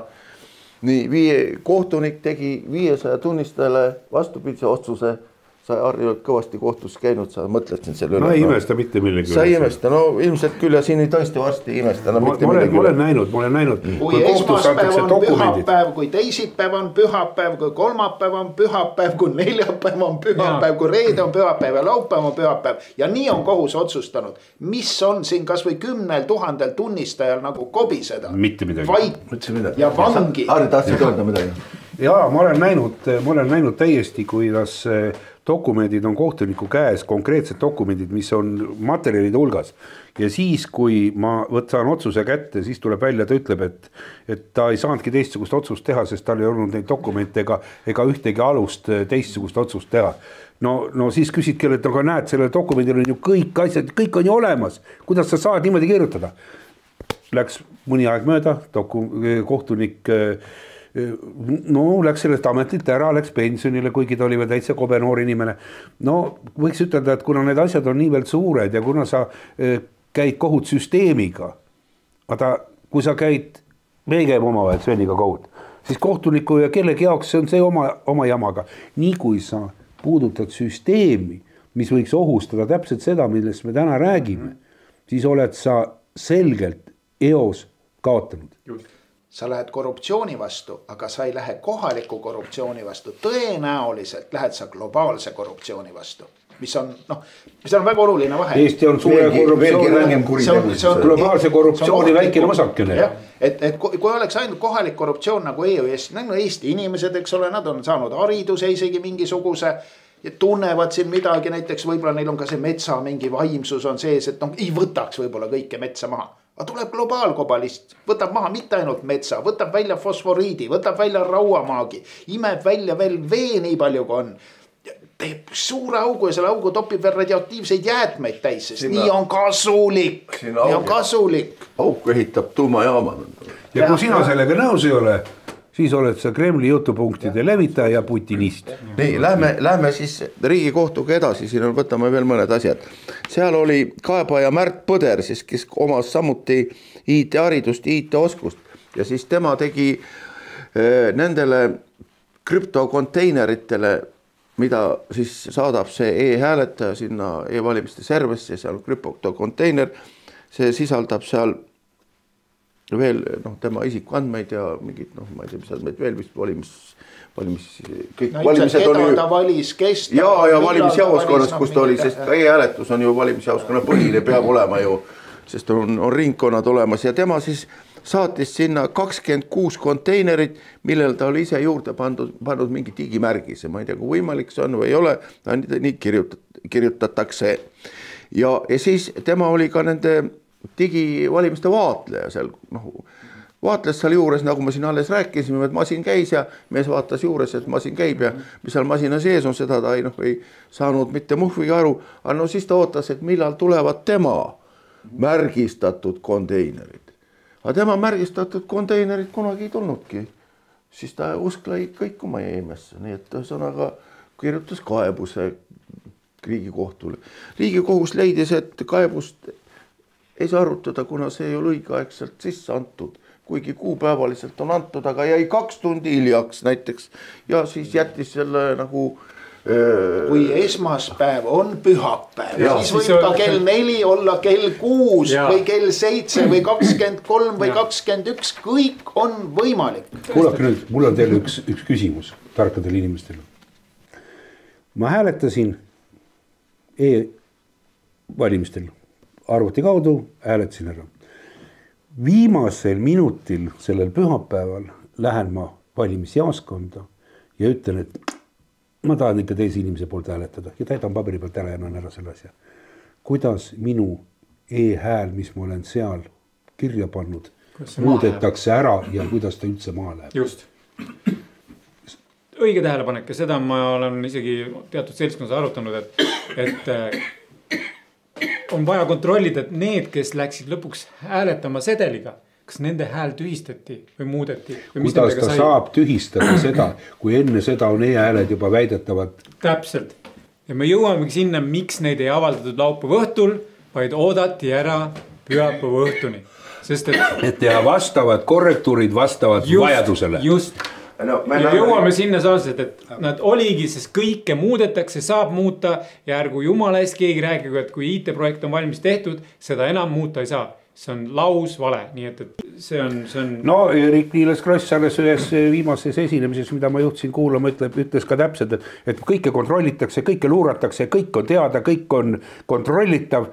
Kuidas siis valimised ei ole, kui Reformierakonna, ütleme niimoodi, üks peaideoloogidest seda avalikult rahvale tunnistab. Tõmbame väikse paralleeli. Mina saan aru, et mitte ühtegi postkasti, mitte ühtegi mingit internetikeskkonda ei ole, millel oleks tagauks, kuhu saavad luurajad sisse. Absoluutselt. ja keegi tahab nüüd öelda, et Sorose rahaga tehtud mingisugune valimismasin on ilma taga ukseta. Kuule tead, kui me räägime... Majandavad erafirmad. Kui me räägime sellest valimise programmist ja sellest suurest jutust, siis sa saad väga hästi aru, et tegelikult piisaks ainult Exceli see sisse löödud valemitest, et teha see asi hetkega kõik korda. Ja. Ei ole üldse probleemi, ei ole vaja mingisugust huipu miljoneid maksvaid programme ja mis iganes. Tavaline Exceli programm lahendaks selle asja ideaalselt. Ei ole vaja teha valimisreklaami, tuleb valida nii nagu igal pool normaalsetes riikides valitakse ja need on valimised. See, mis meil on, see lihtsalt ei ole üldse valimised, mitte ainult põhiseaduse mõttes, vaid ka terve mõistusega praktikate mõttes, mida kasutatakse. Oleks pühapäeval pabervalimised, siis kujutage ette, meil polekski täna millestki rääkida. Just. Me ei saakski kokku. Me ei saaks tõesti valimisel oleks toimunud ja tulemus oleks käes. Ja sina oleksid kultuuriminister. Millestki oleks rääkida. Aga oota, lähme nüüd edasi. Ega siis see imede õuarje ei lõpe sellega. Ega see läheb edasi. Nii, kaebaja Alar Aihe on siin. Eihe kirjutatakse. Saksa keeles mõeldakse Aihe. Siis tema kuulis kuskilt, et on olemas selline rakendus, et saab selle alla laadida ja vaadata, kas tema hääl on ikkagi laekunud servesse selle kandidaadile, kelle poolt hääletas. Nii Alar Aihe laadis selle rakenduse alla, hakkas seda häält vaatama ja ei näinud mitte muhvigi. Silmad haige. Ja siis muidugi Alar Aihe pettus ja kirjutas kaebuse. Ja kaebus muidugi jäeti läbi vaatamata, sest Alar Aihele vastati, et kuidas sina ei näinud, sest tuhanded juba nägid ennem sind. No, valimised on salajased, loomulikult tuhanded näevad sinu häält. Tuhanded nägid ennem sind oma häält, mida nad saatsid serveris, kasutasid seda rakendust ja nägid ja sina ei näinud. Tuhanded inimesed on surnud ka, mida me sellest järeldame. Kusjuures seda häält saab vaadata ainult 30 minutit, et see on sinna läinud. 31. minutil enam ei saa. Peaks ikka saama. No ma ei tea, ka ei saa. Niimoodi on demokraatia kestab 30 minutit. 30 minutit kestab demokraatia. 30 minutit edasi läheb jälle pettus. Kodaniku vabadus kestab 31. minutil enam ei saa. No ma ei saa aru, mis kasu selle. Tegitati see turvaline auk 30 minutit, et nüüd on kõik inimesed happy'd, õnnelikud. Nii, kaebaja Martin Randma siis kirjutab, et kui valimised ära lõppesid, siis laekus ei hääli veel edasi kokku arvamata hulgal, et kuidas see võimalik on. Ja temale tundus see väga kahtlasen, ühesõnaga tema kirjutas kaebusse, mis läks valimiskomisjoni Riigikohtusse. Ja Riigikohus talle vastab niimoodi ilusasti, et sellel tulemusel, mida teleekraanile kuvatakse, sellel ei ole mingit tähtsust. Väga hästi, sest õige tulemus on õiges kohas ja õigete meeste käes ja temal ei maksa selle üle muretseda. Miks sa vaatad telekat lollakas? Suud seda, mida telekast näidatakse, mis sul viga on? Mis te seal istute kõik tead, loete ja ootate oma hääli või oma tulemust, eks ju, kõik sellised valimispeod ja puhad ja eks ju, mis te seda istute seal? Kõik on seal, kus vaja on, nii nagu pea mingi laiali. Vaadata pole siin midagi. Tulemus on õigete inimeste käes. See on tõesti hea meile lahutus. On sul veel seal midagi sellist? Kohus näitab oma taset. No kohus on kohtu otsused. Siin on numbrid küljes, sa võid kõik ise minna ja lugeda sellega. Kohtul igale küsimusele on vajalik vastus. On kange kraam. Absoluut. Ütleme, et selge peaga seda ei seediks. No ja Jaan, sa esitasid küsimuse, kuidas me teeme selgeks, kui see ka ei tee selgeks, mis toimub. No, ja inimesed lepivad, kuulavad, et ja, vaata, mis öeldi. Ja siis tekib küsimus, et see valimised ikkagi valimised ei ole salajased, et sina arvutigal siin valid ja mina vaatan üle sinu õla, eks ja ei ole salajane nii. Ja siis on vastus selles, kusjuures see vastus on ka Riigikogu kodulehel üleval, et selleks, et see oleks salajane, siis sa pead minema valimispäeval valimisjaoskonda ja oma hääle üle hääletama pabersedeliga, siis on salajane. Nii, väga hea, on salajane.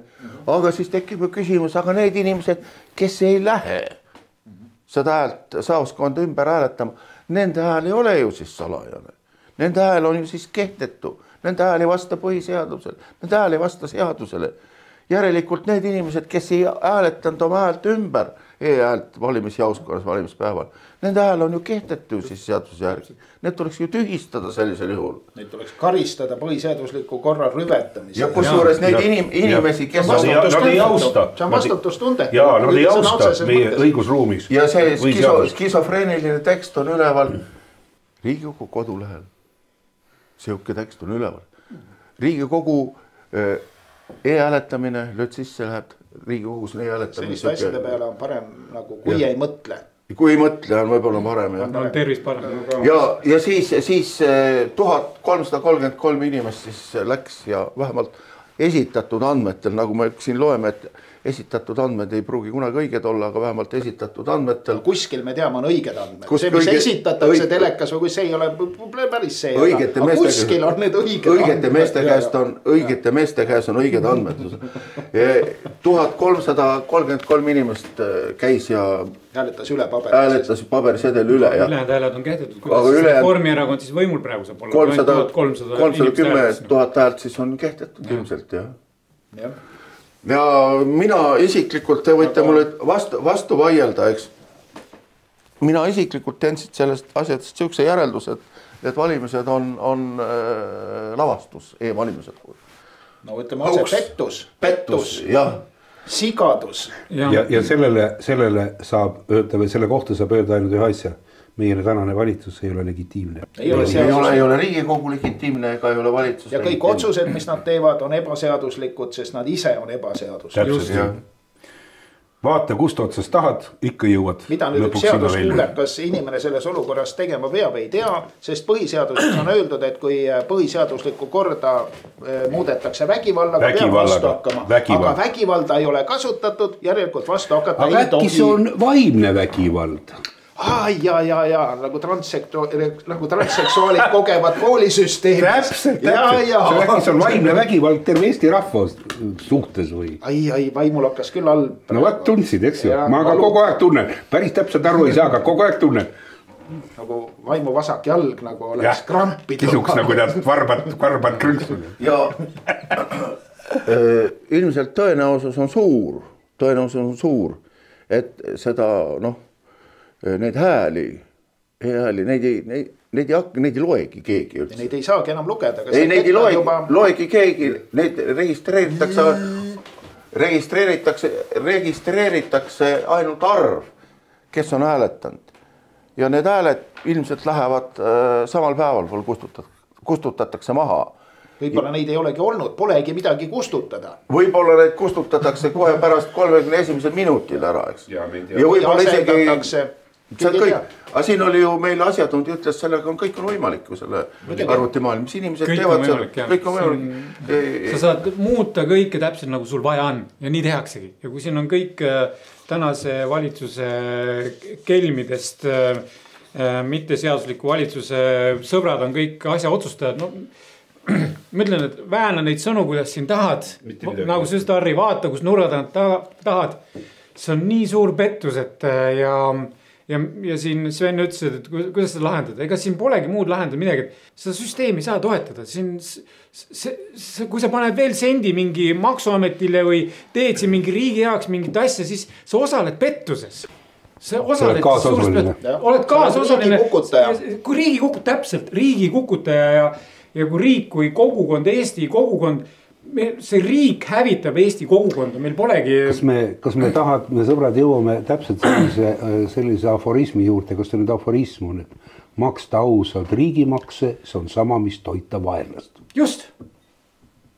Õigesse punkti oled pannud, et kui me maksame makse, siis toidame enda vaenlast. Tegelikult me anname riigi isadele raha, et ta saaks meid ennast, kas me makse maksame. Me paneme koolid kinni, aga raha saadame Ukrainasse. Ja saadame Ukrainasse, et meil kõik siin ära lõpetada peaasi, et Ukrainas venelased saaks sellega sodiks lasta, mis siin Ukrainasse läheb. No kõik ei lasta sodiks, sest osa korruptsiooni teel ikkagi kanditakse sinna õigesse kohta. No Zelenski siin ju võeti teha, et 400 miljonit on juba oma sõpradega tuuri pannud, on igast maad ja asjad kuskil Itaalias ja Ameerikas kokku ostnud. See oli ainult 1 aasta jooksul. See oli 1 aasta jooksul jah, tegelikult see oli 1 aasta just õigus, et see oli 1 aasta jooksul, aga tegelikult ju järgmine aasta ja sõja alguses ju tuli ju uudis, ma ei tea seda tulemust, kus Zelenskile oli juba kohe nagu sõda hakkas, oli tekkinud mingi 3 miljoni eest mingi villa kuskil sinna Florida kanti ja nii edasi. Sellepärast ei tohigi see sõda otsa saada. Ja, mis nüüd need inimesed, kuidas nad hakkama saavad, kui neid enam maksumaksja ei toeta ja nad ei oska ju midagi teha. Tuleme nüüd Ukraina sõja juures tagasi siin ja tõmbame otsad kokku. Üldiselt on kahtlus, et nende sellel nagu päeval, millal need e-valimised lõppevad ja tulemus nagu kokku arvatakse, siis tuleb keegi mees ja tal on arvuti sees mingi täiesti puhas, uus, täpne, vajalik tulemus. Lastakse lihtsalt kõik see, mis ennem oli, arv on teada, palju hääletas, aga siis see, mis toimus, seal lastakse mingi uus tulemus. Nüüd üks anomaali oli veel, mis läks meelest ära. Sellest kirjutati uutes uudistes, mina ei ole üle kontrollinud, ma usun, et see päris täpselt nii ei ole. Aga ühesõnaga mõte oli selles, et kui keegi teab, eks ole, EKRE kandidaadi paberhääli ja korrutab selle läbi koefitsendiga, oli ta 0,2 midagi, ta saab kätte e-hääled. Ja kui ta teab Reformierakondlase, eks ole, selle kandidaadi paberhääl ja korrutab selle 0,6-ga, siis ta saab kätte need e-hääled. Osad sai kindlasti rohkem, mina usun, et see täpselt nüüd nii oli. See autor ütles küll seal, et Ida-Virumaal oli teistmoodi, aga et mujal on ta noor või vana, Tallinnas või Tartus, igal pool see 1%. Suhe on 1. Jah, suhe on 1. Aga ütleme, sarnase tähelepaneku tegin mina siin Pärnus kohalikel valimistel. No, need numbrid olid proportsioonis, et EKRE need, kes siis said hääli, said iga, ütleme 2,5 paberhääle kohta minu meelest umbes 1 e-hääle ja Reformierakonnal oli 1 e-hääle kohta siis umbes nagu vastupidi või isegi rohkem. Et need proportsioonid olid väga sarnased. Nad ei olnud päris täpselt ja ümber pööratult. No, aga see ju, ja kõigil kandidaatidel enam vähem ühtemoodi ja mõlemil parteil nagu oma kvoodi järgi. Et see tundus väga veider. See tundus väga veider, aga ma ei võrrelnud teiste maakondade ja sellega. See ju kinnitab seda väidet, et see on lihtsalt algoritm, see on algoritm. Võib-olla ta natuke varieerib seal kuigi palju. Lihtsalt lavastus. Kustutatakse kõik maha, umbes arv on salvestatud, palju on hääletanud ja kes on hääletanud ja siis lastakse uus puhas värk sisse kõik see tulemus, mis on nagu täpselt neil vaja. Keegi võiks selle korralikult üle arvutada ja vaadata, kas see nii on, aga mina vaatasin silt, tulbad on ju kõrvuti, eks ole, kohalikel valimistel ja näed seda, sa näed, proportsioon on nähtav. Selleks on mingi matemaatika geenius. Ja kui keegi teine näeb veel sama asja, siis see karjub silma, et ma arvan, et seal on tõetera sees. Aga see tahaks matemaatikat ja korralikku tööd. Ma kaldun ka seda arvama, et põhimõtteliselt on niimoodi inimesed käisid elektroonilist hääletust teega, kui need hääled läksid mutiauku. See oli juba algoritm oli juba seal paigas juba. See oli juba kõik juba paigas, lihtsalt näideldi. Sa ütlesid väga õigesti, see oli näitemäng, väga kõva näitemäng, show, nagu see elu on. Aga näitemäng võiks olla ka hea eesmärgi, kui ütleb, et on kuskil sellised Eesti patrioodid seal arvuti juures ja vaatavad, et Eestil oleks kõige parem see partei ja moonutavad, teevad näitemängu. Kas sa ei loe mu huultelt? Head eesmärkide nimel ongi.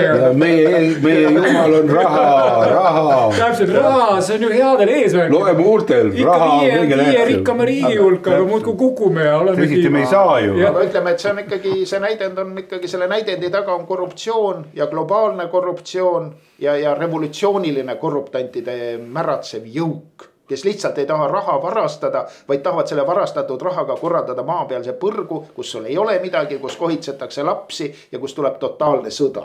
Kõige parem on omada riigieelarvet. See on kõige parem äri. Nojah, ega suuremat ei ole vist võtta. Siimpoli Hamburgid kindlasti mitte. Võib-olla erafirmadel on suurem, aga nende raha ei saa kätte, aga vaata maksumaksja raha selle saad kätte, kui sul on häälemasin. No muidugi. Ja. Algoritm on lähtekood. Kui sul on oma algoritm, siis oled sa tehtud. Kas te olete tähele pannud, et kõikidel tõstetakse makse, igasuguseid makse, kas välispankadel on midagi tõstetud? Kas välispankadel on mingit maksu tõstetud? Ähvardati. Et nad ei saa enam raha niimoodi välja viia, nagu nad siiamaale viinud on. Et sellega tehakse midagi. Ma täpselt ei oska sulle öelda, aga selline infokild liikus läbi, et hakkame vaatama seda asja. No see võis olla uitmõte ja viga. Aga nagu näiteks, kui sa nüüd tõid välispangad, siis ma näen, kuidas iga päev tümitatakse hoiulaenuühistuid, et need on need kurjuse pesad, kus inimesi nööritakse ja jumala eest ärge sinna oma raha pange, ärge üritage hoiulaenuühistutega mitte midagi teha, tooge raha välispanka, siis on teie rahad või raha kindlalt kaitstud. Ma tahaks tagasi tulla selle juurde, et no mida nüüd nagu teha, et okei, see on väga mõistlik mõte, mitte maksa makse. Aga kuidas seda nüüd nagu niimoodi teha, et nagu maksuamet sind nagu ei hakka käsi väänama? Kui on üks inimene, siis oled sa sama hästi kui surnud. Kui on 10, siis on täpselt samamoodi. Aga kui on 10 000, vaat siis on juba probleem. Aga vaata, oli ju ja kui on 100 000, no siis on ikka täitsa hullu. Kui palju oli neid politseinikuid, sõjaväelasi või arste, kes läksid töölt ära või üritasid nagu vastu hakata sellele süstimissurvele, sellele genotsiidile, neid oli väga vähe. Et kas sellele maksusurvele nüüd on rohkem inimesi, kes sa ei saa ühtegi inimest sinna taha. Mina arvan, et tuleb leida mingi teine alternatiiv, näiteks mitte teha tööd. Eks ole, kui sa tööd ei tee, siis esiteks sa ei saa maksta sellepärast sul ametikud niikuinii ei tee tööd. Sa mõtled, kõik planeeringu tähtajad lähevad üle, kõik lähevad üle. Saad aru, nemad käivad, võtavad palka, aga tööd nii, nagu nad peaksid tegema, nad enamus neist ei tee. Muide, ei saa kõigi kohta öelda, osa teevad väga hästi, aga rõhu enamus ei tee oma tööd täpselt nii, nagu nad peaksid tegema ja nad kõik varastavad. Ja nad kõik varastavad, kui mitte midagi muud, siis tööaega. Absoluutselt õige. Aga mõtlen, üks asi on ikkagi veel, et no kui sa oma raha kulutad, no kui sul peaks raha olema ja sa seda kulutad, no midagi sa pead nagu tegema, et osta näiteks süüa. Võib-olla sa osta tuttavalt talumehelt, mitte nagu mingisugusest globaalselt ketilt või mitte mingi globaalse tootja mingit mürgist asja, vaid noh, võib-olla selliseid lihtsaid asju ikkagi, et proovida nagu seda raha hoida nagu sellest valitsusest eemal. Tekitada selline kogukondlik lokaalne raharinglus. Ja sularahas hakkad arveldama meie eraisikuna, sul pole vaja juriidilist keha teha, sest et nii kui sa teed juriidilise kehas, oled kohe aktsiaselts Eesti Vabariik tütarettevõte ja siis nad sind kiusavad igast kandist. Aga ongi vaja tulla sellest ettevõtlusest välja niimoodi, et juriidilisest ettevõtlust muutagi, sest juriidiline keha on tegelikult on fiktsioon, sa oled ikkagi oma keha ja näo seal. Miks ma panen selle fiktsiooni sinna siis? Hakkamegi arveldama sularahas, eraisikud oma vahel pole mingit ettevõtet ja toimibki, ongi see nagu sa Harri mainisid, kogukondlik elustiil ja noh, see noh, kuna ma olen selle Vaba Eesti eestvedaja, siis ongi, siin on väiksed pundid tekkinud, kus arveldavadki kaubaga või siis sularahaga ja ongi sellest ettevõtlust välja tulnud, aga meid ei ole palju, sest et andke andeks, kui palju Eestis on palgalist tööjõudu, mingi 300-400 000, noh circa meie elanikkond arvestas. 150 000 on riigipalgal. Just, lugesid mu sõnutest. 150 000 tegelevad riigi ettevõtete ehk neid teenindavate ettevõtetega. Need jumala eest ei pöördu ära, kaotavad ju kõik ära, nad ei oska muud moodi elada. Nad ju varastavad, ärastavad ja saavad niisama ja pea tööd ka tegema, saavad palka. Nad ei loo lisaväärtust. Nad ei loo, täpselt Harri, nad ei loo üldse mitte midagi. Nad teevad seda, mis saatan ees ütleb. Vene ajal oli väga lihtne, nõukogude ajal. Olid töölised ja olid teenistujad. Tööline lõi lisaväärtust. Oligi ta siis milline ta oli või mis kvaliteediga, eks. Ta lõi mingit väärtust. Teenistujad. Need olid lihtsalt parasiidid. Täpselt tarbisid seda, mida ühiskond, teine osa ühiskonnast lõi. Ja. Ma kalduks ka teemast kõrvale siin lõpetuses räägiks Rahvusringhäälingu tööõnnetusest, mis juhtus. Siin kuskil enne valimisi kajastas Rahvusringhääling Eesti 200 suurkogu ehk üle-eestilist kongressi. Ja mis pilt seal oli mitmesaja kohaline saal oli ja seal 2-3 esimeses reas istus trovikond inimesi. See oli siis selle kohalik partei aktiiv. Ei, see oli terve üle-eestiline suurkogu. Nii, mina panin pildi seisma, lugesin üle, 40 inimest ma ei saanud, ma ei tea, palju ma sain. Nii. Siis on, mis on kokkuvõte, selline suur jõud valitseb siis nüüd meie üle, Harri, alates nüüd sellest uuest valitsusest. Millegipärast meenus muinasjutt Ali Babast ja 40 röövlist. No täpselt nii praegu on ka. kuidagi jah, väga haakub. Et muidugi võiks mõelda jah, mida saab teha, et noh, kui inimesed näevad probleemi ja tahavad midagi teha ja ei taha kohe nagu nugade peale minna maksu. Siin on head ideed on teretulnud. Üks asi on Eesti riigis. Me oleme ju kõik Eesti kodanikud, me austame Eesti Vabariigi põhiseaduslikku korda, sest see on ainukene baasdokument, mis on meie jaoks peaks olema ülim ja püha. Mitte kommentaarid. Ja jumal võitku selle eest. Aga asi on selles, et kui me siin sellises õigusruumis, mille baasalus on see põhiseadus, tahame midagi teha, siis me saame teha või midagi muuta ainult omadest poliitilist jõudu. See tähendab üksikisikute petitsioonid, meeleavaldused, streigid, ükskõik mis on, see ei oma sellist kaalu, kui sul on poliitiline jõud, tähendab antud juhul erakond, mis räägib nendest küsimustest ausalt ja hoopis teistmoodi. Anna mulle andeks, aga näed, EKRE ei ole ka täna kindlasti see erakond, kes asju räägiks objektiivselt, sest nad kardavad paaniliselt sattuda kriitika alla, sellepärast et enamusel neil ei ole tõsiselt võetavaid argumente, mis tuginevad või lähtuvad teadusest, haridusest, millest iganes, vaid nad on üles ehitanud kogu oma erakonna emotsioonile. Ja vaat see on kõige suurem õnnetus, mis üldse olla saab. Nad tõmbavadki ära selle kõige parema osa meie ühiskonnast, kes tegelikult võiks ja saaks toetada õiget asja. See on karm kriitika, aga ära ütle, et see ei ole õige. Ma arvan, ikka päris õige nüüd küll ei ole. Ma ei nimeta kõike, ma ei nimeta üldiselt, ma räägin erakonna ideoloogiast. Kogu aeg saavad kriitikat, kas nad siis ilma asjata saavad, ei saa ju ilma asjata, ikka millegi. Lahendused pakutakse välja emotsiooni baasil, ei ole seda, mis tegelikult reaalselt oleks suuteline muutma. Elektri hind 3 senti on reaalne. On reaalne, üks näide lihtsalt. Sven, ma varandan, siis ma sega vahel. Elekter peaks olema Eesti elanikule tasuta. Õige, mina pooldan seda, aga seda ei tohi ütelda. Oodake, lugesime uudist. Eestil on minu firma. Õnn tuleb õuele, õnn tuleb õuele. Soomlased avasid uue tuumajaama, uue ploki. Nüüd tuleb hästi palju odavat elektrit. Nii, me oleme nüüd eestlased, eks ju.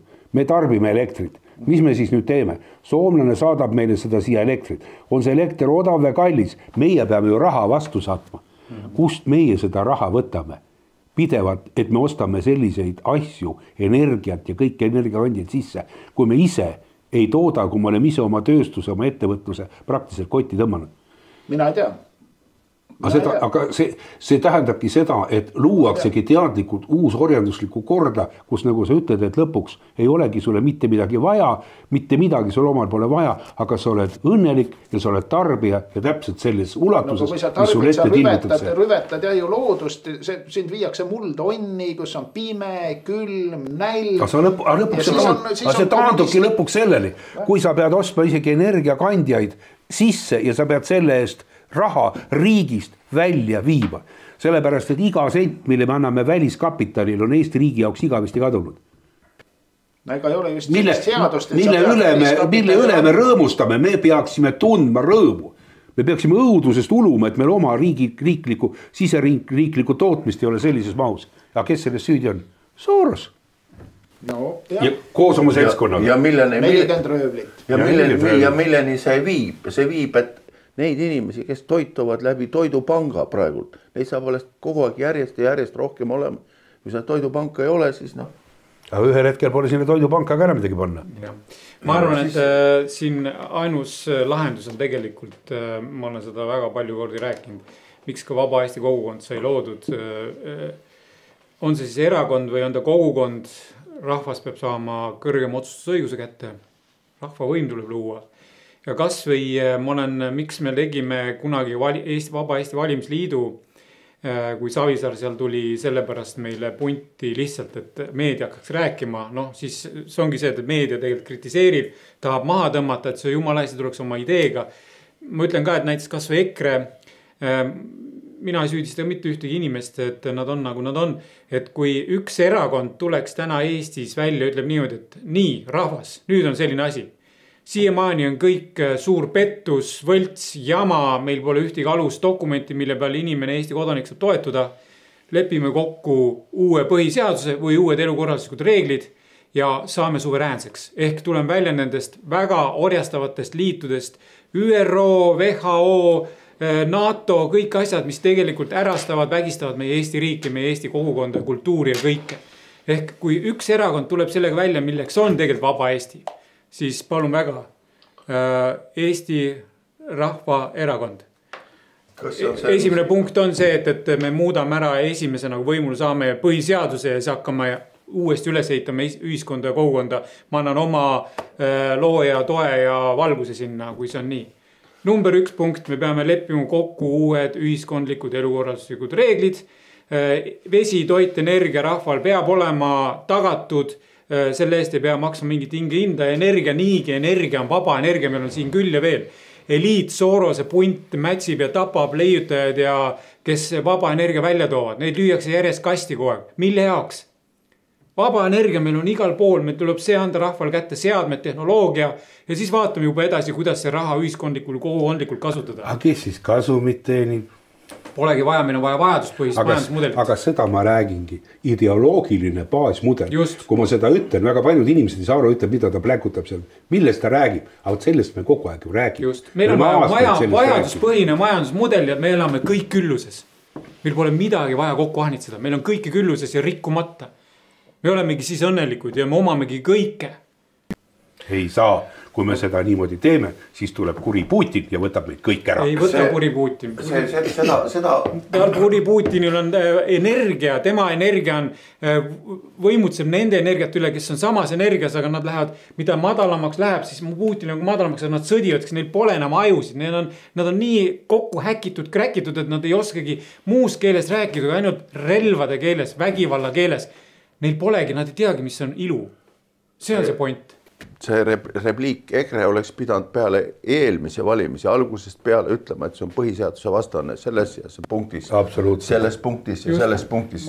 Ja muud juttu mitte aja. Terve rahva tagajalgadele selle sama. Rahva tagajalgale ajama selles samas. Ja kui te seda tõsiselt ei võta ja kui te seda ei toeta, siis tuleb häving ja nemad seda teinud ja häving tuli. Ma ütlesin mitmele EKRE, mul on mitu inimest läinud EKRE-sse, nende otsus. Ma ütlesin neile, et kui valimised tuleb, palun, pange oma juhtkonna aru pähe. Tulge välja loosungiga, mitte see, et ma ei mäleta, mis loosung oli EKRE-l, et turvaline Eesti või Eesti eest. Päästame Eesti. Päästame Eesti. Aga tegelikult, et teeme Eesti suveräänseks ja nende valimisprogrammis esimene punkt, teeme põhiseaduse korda või paneme põhiseaduse punkti tagasi, mis oli algses põhiseadus, mis oli Eesti rahva kinnitatud põhiseadus. Rahval on kõrgeim otsustusõigus. Päts, kelle pea seal ripub praegu selle Estonia teatri taga, rikkus selle põhiseaduse ära ja tegi oma tahtmise ehk vabamüürlaste tahtmise ja täna, kus me olemegi. Rahvas ei otsusta mitte midagi, ta kannab ainult seda, kes teatepulga üleandmisel lihtsalt võimutseb. Oleme nüüd. On olemas ju väga erinevad demokraatia vormid ja meil on ju esindusdemokraatia. Meie ise valime ju endale inimesed, kes meid esindavad. Kas see valimisprotsess on nüüd aus või ei ole aus, aga selle asja nimi on esindusdemokraatia. Ja kui me valime endale need inimesed esindama, meid esindama, siis järgmine võtta põhiseaduse, mis tõesti tuleks ära muuta, et saadik ei ole vabastatud mandaadist. See tähendab seda, et sellel hetkel, kui ta saab näiteks Riigikogu liikmeks, ei ole ta enam seotud sellega, mis ta on rahvale lubanud oma valimislubadustes ja mida ta on kinnitanud. Siis, kui ta on Riigikogu liige, siis on ta absoluutselt teises staatuses ja ta ei pea enam seda, isegi sellest kinni pidama, mida ta on rääkinud. Sellepärast on olemas terve rida asju. Ma saan aru, ma olen lugenud Eesti Vabariigi põhiseaduse kommenteeritud väljaande Kaanest Kaaneni läbi. Ma saan aru, miks nad seda on tahtnud öelda, seda on tahtnud niimoodi kajastada. Aga on olemas ka palju teistsuguseid ja ratsionaalsemaid meetodeid, kuidas saaks tagada seda, mida nad on oma kommenteeritud väljaandes öelnud või mida nad on toonud põhjuseks, et see niimoodi peaks olema. Seda saab ka teistmoodi teha. Ja siin ongi selles suhtes on sul väga õigus, et tuleks üle vaadata sest meie põhiseadus oma olemuselt on suurepärane põhiseadus. Küsimus on ainult sellest ei tohi üle sõita. Ja vaat need samad e-valimised on jälle põhiseaduse üle sõitmine. Klassikaline ja ükskõik mida tuuakse põhjenduseks. Kõik need rahvusvahelised lepingud, mis meid orjastavad, need ei ole ju põhiseadusega kooskõlas. Need ei kehti. Aga samas öeldakse, aga tegelikult oli ju rahvahääletus ja rahvas andis sellele mandaadi. Aga selles, et need lepingud on ülimuslikud, kui taheti muuta põhiseadust. Ma mäletan väga hästi täpselt, kuidas seda ette valmistati, seda rahvahääletust põhiseaduse muutmiseks. See oli Euroopa Liidu austushääletus. Ja seal oli väga kavalalt rahvas tõmmatud sõna otseses mõttes aneks, sest istusid suured targad mehed laua taga koos ja mõtlesid, kuidas sõnastada, mis annab praktiliselt blanko volituse, aga loll rahvas ei saa aru, millele nad käe alla panevad. Ma olin ise seal ninaküdi juures. Põhiseadusega vastuolus, siis ei kehti ükski leping. Ja Euroopa Liitu hääletas hääle õiguslikust elanikust 47,5%, ei olnud isegi 50%. See oli juba see. 42%. Või 42%, mis iganes, ta ei olnud pooltki. Aga sellised asjad, seal üldse, mõtlen, et põhiseadus tuleb 75% vähemalt peab olema rahvas poolt. Kui ei ole nii palju, tuleb uuesti hääletada. Seni kui on nõus olema. Tegime eraldi hääletuse küsimuse. Nõmmel. Valima oli peaaegu 10 000 inimest. Mul olid noored tänaval, kõik hääletasid ja üks küsimus ainult rahvale. Kas te oleksite nõus astuma Euroopa Liitu, kui Eesti kaotaks oma suveräänsuse? 90% inimestest julgelt ütlesid, mitte mingil juhul. Kas meil on praegu iseseisvus järgi? Ei ole, Euroopa Liiduga andsime ära. Just seadused tulevad. Ja siis kui me kirjutasime, et kui te võtate selle idee vastu, mida teile kaela pakutakse, siis juhtubki täpselt nii, tuginedes Macroni viimsetele sõnavõttudele, Prantsuse presidendi sõnavõttudele, siis Eesti muutub kasvava sõjakusega unitaarriigi ääremaaks. See on meie saatus. Ja nii kui ütles kunagi ööl loengul Tunne Kelam, et eestlase saatus Euroopa Liidus ongi kepp ja kott käes mööda Euroopa Liitu tööd otsida. Ma küsin, aga kes siis kodus tööd teeb sellel ajal, kes siin siis on, kui meie inimesed jooksevad kepp ja kott käes mööda Euroopat? Siin on NATO harjutusala terve Eesti territooriumil. Kepp ja kott käes tuleb minna Euroopasse Eesti kultuuri otsima. Mis see kultuur siia puutub? Põhiseaduses, see riik on rahva, keele ja kultuuri kestmiseks. Sina taandad oma eksistentsi kõige ürgsematele vajadustele. Sugutung, kõht täis, saad magada, paremal juhul on sul mingisugune turvalisus, et keegi sulle kaikaga pähe ei pane. See ongi kogu sinu kultuur, mis sulle järgi jääb. Sugutungiga on lihtne, munad võetakse maha transseksuaalse projekti raames. Nägid, juba teevad asja lihtsamaks. See on juba korras. Juba teevad lihtsamaks. Aga mõistki mind tukka või ütelge selle kohta, aga kui ma seda e-valimisi hakkan nagu edasi tagasi seda asja seal arutama ja mõtlema, ma tulen kogu aeg ühe ja sama järelduseni välja. Selle e-valimiste taga ei ole keegi muu, kus nende taga on Venemaa. Kuule, jätlega see venelane ka kõik ei tee. Kuule, aga kirjutame sulle rahulikult, sa saaksid rahulikult olla vererõhu alandavat rohtu. Mulle vererõhtu on korral. Jaan, ma laustan see maha, et üks puha, kes selle taga on. Igal juhul selle taga on Mr. Pettus. No pettus on see igal juhul, aga kui hakata võtma, kus kohas Euroopas tehakse siukseid e-valimisi? Venemaal, eks. Missugune riik sekkub kogu aeg teistes riigi siseasjadesse? Venemaa sekkub. Amerika ka. Kordades rohkem. Ja ole aus. Ma püüangi olla aus, eks. Nii, missuguste Venemaa on üritanud kõikide oma naabrite siseasjadesse sekkuda, kus ta saab. Eestis ta saab. Ukrainas ta sekkus, eks. Valgevenes ta võttis üldse riigi üle, eks. Gruusias ta sekkus. Miks ta siis Eestis ei peaks sekkuma? Ukrainas ei saanud, võeti ära riigi käest. Ukrainas ta sekkus. Kes võttis riigi ära käest? Aga Ukrainas ta läks kaks korda, tal õnnestus, üks kord tuli Maidan ja teine kord tuli sõda, eks. Aga küsime... Muidugi ta rabeleb vastu. Aga oota, ma ütlen edasi, aga küsime, kus on Läänemere kaldal see riik, kuhu venelased tulid raha pesema? Kas see oli Soome, kas see oli Läti, kas see oli Leedu? Eks need Küprosed ja sellised oli ka. Oi, muidugi. Küpros on puhas Vene osariik. Ma tõmban sinu jutu lühenalt kokku.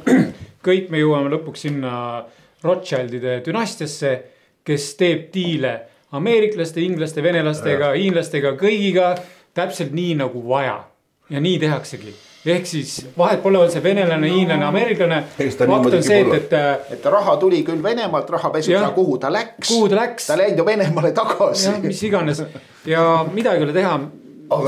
Süvariik koosneb kõik võimalikest sulelisest. Aga need rahapesuga seotud inimesed ju. Need on siiamaani, mitte kedagi ei ole neist välja selgitatud. Mitte kedagi ei ole nime, ei ole mainitud. Mitte kedagi ei ole vastutusel võetud siiamaani. 8 tüüpi läks kohtu alla. Mida need tegid? Nemad olid vahendajad, tõstsid raha ühest nurgast teise, ütleme piltlikult kohvriga, eks ju. Nemad ei saanud ju raha omale. Me räägime sellest, kelle raha, kust võeti. Muide, tegelikult, kui me oleme päris ausad, kust raha tuli? Raha tuli Venemaalt. Mida need inimesed tegid? Nad nõrgestasid Venemaa riigi korda, nad võtsid sealt raha ära käibest. Nad tegelikult on ju, nad on auväärt isikud, sest et nad ju otseselt oma tegevusega kahjustasid Venemaa. Kallase valitsuse neid toetama, neid aukirjad. Miks pärast me süüdistame neid? Lõpuks kõige kõvem argument. Millises riigis on võetud kinni oma struktuuri seest Vene agente terve rida ju. Soomes ei ole seda tehtud, Lätis ei ole seda tehtud. Ja mis puhul need Vene agendid on? Kas nad sellepärast, et nad on Vene agendid on kinni? Ei ole. Nad on siis kinni võetud, kui on NATO-st on alles öeldud, et mida see teie mees kogu aeg meie pabereid Moskvasse edasi saadab. Siis nad on alles võtnud selle agendi kinni, selle inimese. Selles osas on sul õigus. Sa ütled, et kes oli Simm, kes oli Dressel, need olid ju samasugused.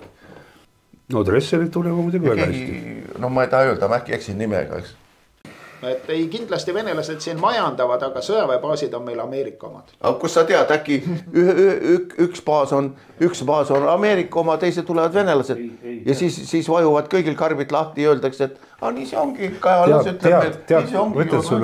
Sul on kena teooria, aga ma ütlen sulle, et see kapitalistlik või imperialistlik ühiskonnakorraldus seda tegelikult ei toeta. Ja siin on piiratud ressurss ja piiratud ressursile tahavad kõik küüni taha saada. Nii täpselt nagu Venemaal on see olemas, lääneomad tahavad saada küüni taha, see on selge. Ja kui nüüd praegu hiinlane ja venelane ja veel Brasiilia ja India ja need riigid panevad kõik seljad kokku ja Araabia maad, kõike, keda ameeriklased on ahistanud läbi nende aegade koloniaalsüsteemi kaudu, võtavad kätte, tõmbavad kogu kaubanduse dollarist välja, lasevad Ameerika majanduse kokku nagu tirtsub. Vaata, saad aru? Ja siis seda sõjamasinat enam üleval ei pea. Täpselt nii on. Ja sinna suunda ju tegelikult praegu aetaksegi ja sinna ka minnakse. Sest et see sõda Ukrainas, see on kole, aga see on üks pisikene punkt, kus jagatakse ära geopoliitilised mõjuvõimu tervel maakeral. Nii et seda peab vaatama hoopis teise pilguga. Aga sa oled natuke nagu ajast ees. Et see Vene asi kindlasti saab siin võimsam olema. Võib-olla kui need arengud nüüd nii lähevad, et see Ameerika tõmbab koomale, Ameerika on kaugel, Venemaa on lähedal. Venemaa tugevneb koos oma igasugused. Aga üks asi veel, katsuge nüüd Venemaaga läbi rääkida, kui Venemaa on tunnistatud terroristlikuks riigiks. Ühesõnaga agressoriks on väga palju selliseid silte on talle külge riputatud.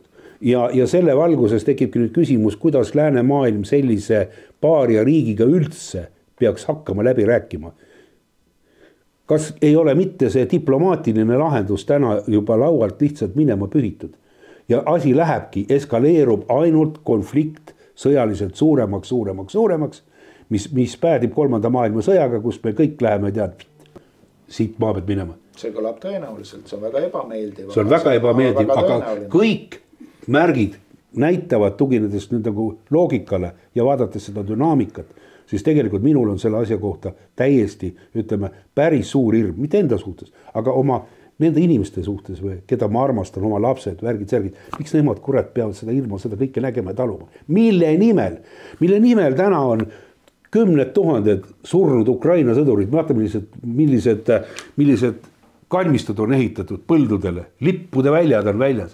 mille nimel need noored inimesed on oma elu andnud, mille nimel, kelle huvides? Demokraatia ja homoseksualism. No Venemaal on ja korruptsioon, ära unusta korruptsiooni. Belgorodi oblastis on samasugused kalmistud. No üldine on see, mis me selle nimel, mille me 6. saates rääkisime, et satanistid tahavad kehtestada üleilmset satanistlik orjariiki, see sõda ja maailmasõda hakkabki ja 2 eelmist maailmasõda on juba selle nimel peetud. Ja nüüd, kui sa räägid, et võib tulla 3, siis vabanda, et ma häält tõssin, et võib ka... Ei, mis sa tõstsid? Me oleme kõik emotsionaalsed inimesed ja ka see ei tähenda seda, et me ei või oma mõtteid emotsionaalselt väljendada. Me oleme vabad inimesed vabal maal. Me ei kakle, ka ei sülita üksteise peale. Ja siis lõpetus ütleb, kui ma seda e-valimise vaatan, siis see ülesõitmine, see vaimne vägivald, see on ida türannide käekiri, see ei ole lääne santanistide käekiri. Ära hakka. Kes Ameerika valimised ära varas? Suured koloniaalvaldused, issand jumal, üle maailma, Inglismaad, Prantsusmaad, Saksamaad. Sa ei julge isegi täna Aafrikas teatud riigis valge mehena tänaval käia, sellepärast, et ta on olnud nii Belgia kui Saksamaa koloniaalriik. Kuule, ma olen käinud, ma olen näinud. Tead, ära hakka. Aitäh siis ümber lükkamast. Ja... Suured tänud meie kuulajatele, vaatajatele, kes te jaksasite vaadata meie Eestimaa maskita lood 19. saadet.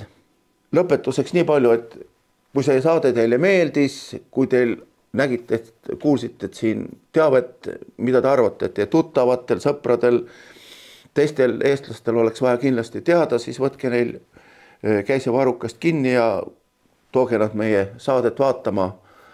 Ja tänaseks aitäh teile kõigile, aitäh teile kõigile osalejatele. Kuuleme jälle, nägemist. Nägemist. Nägemist.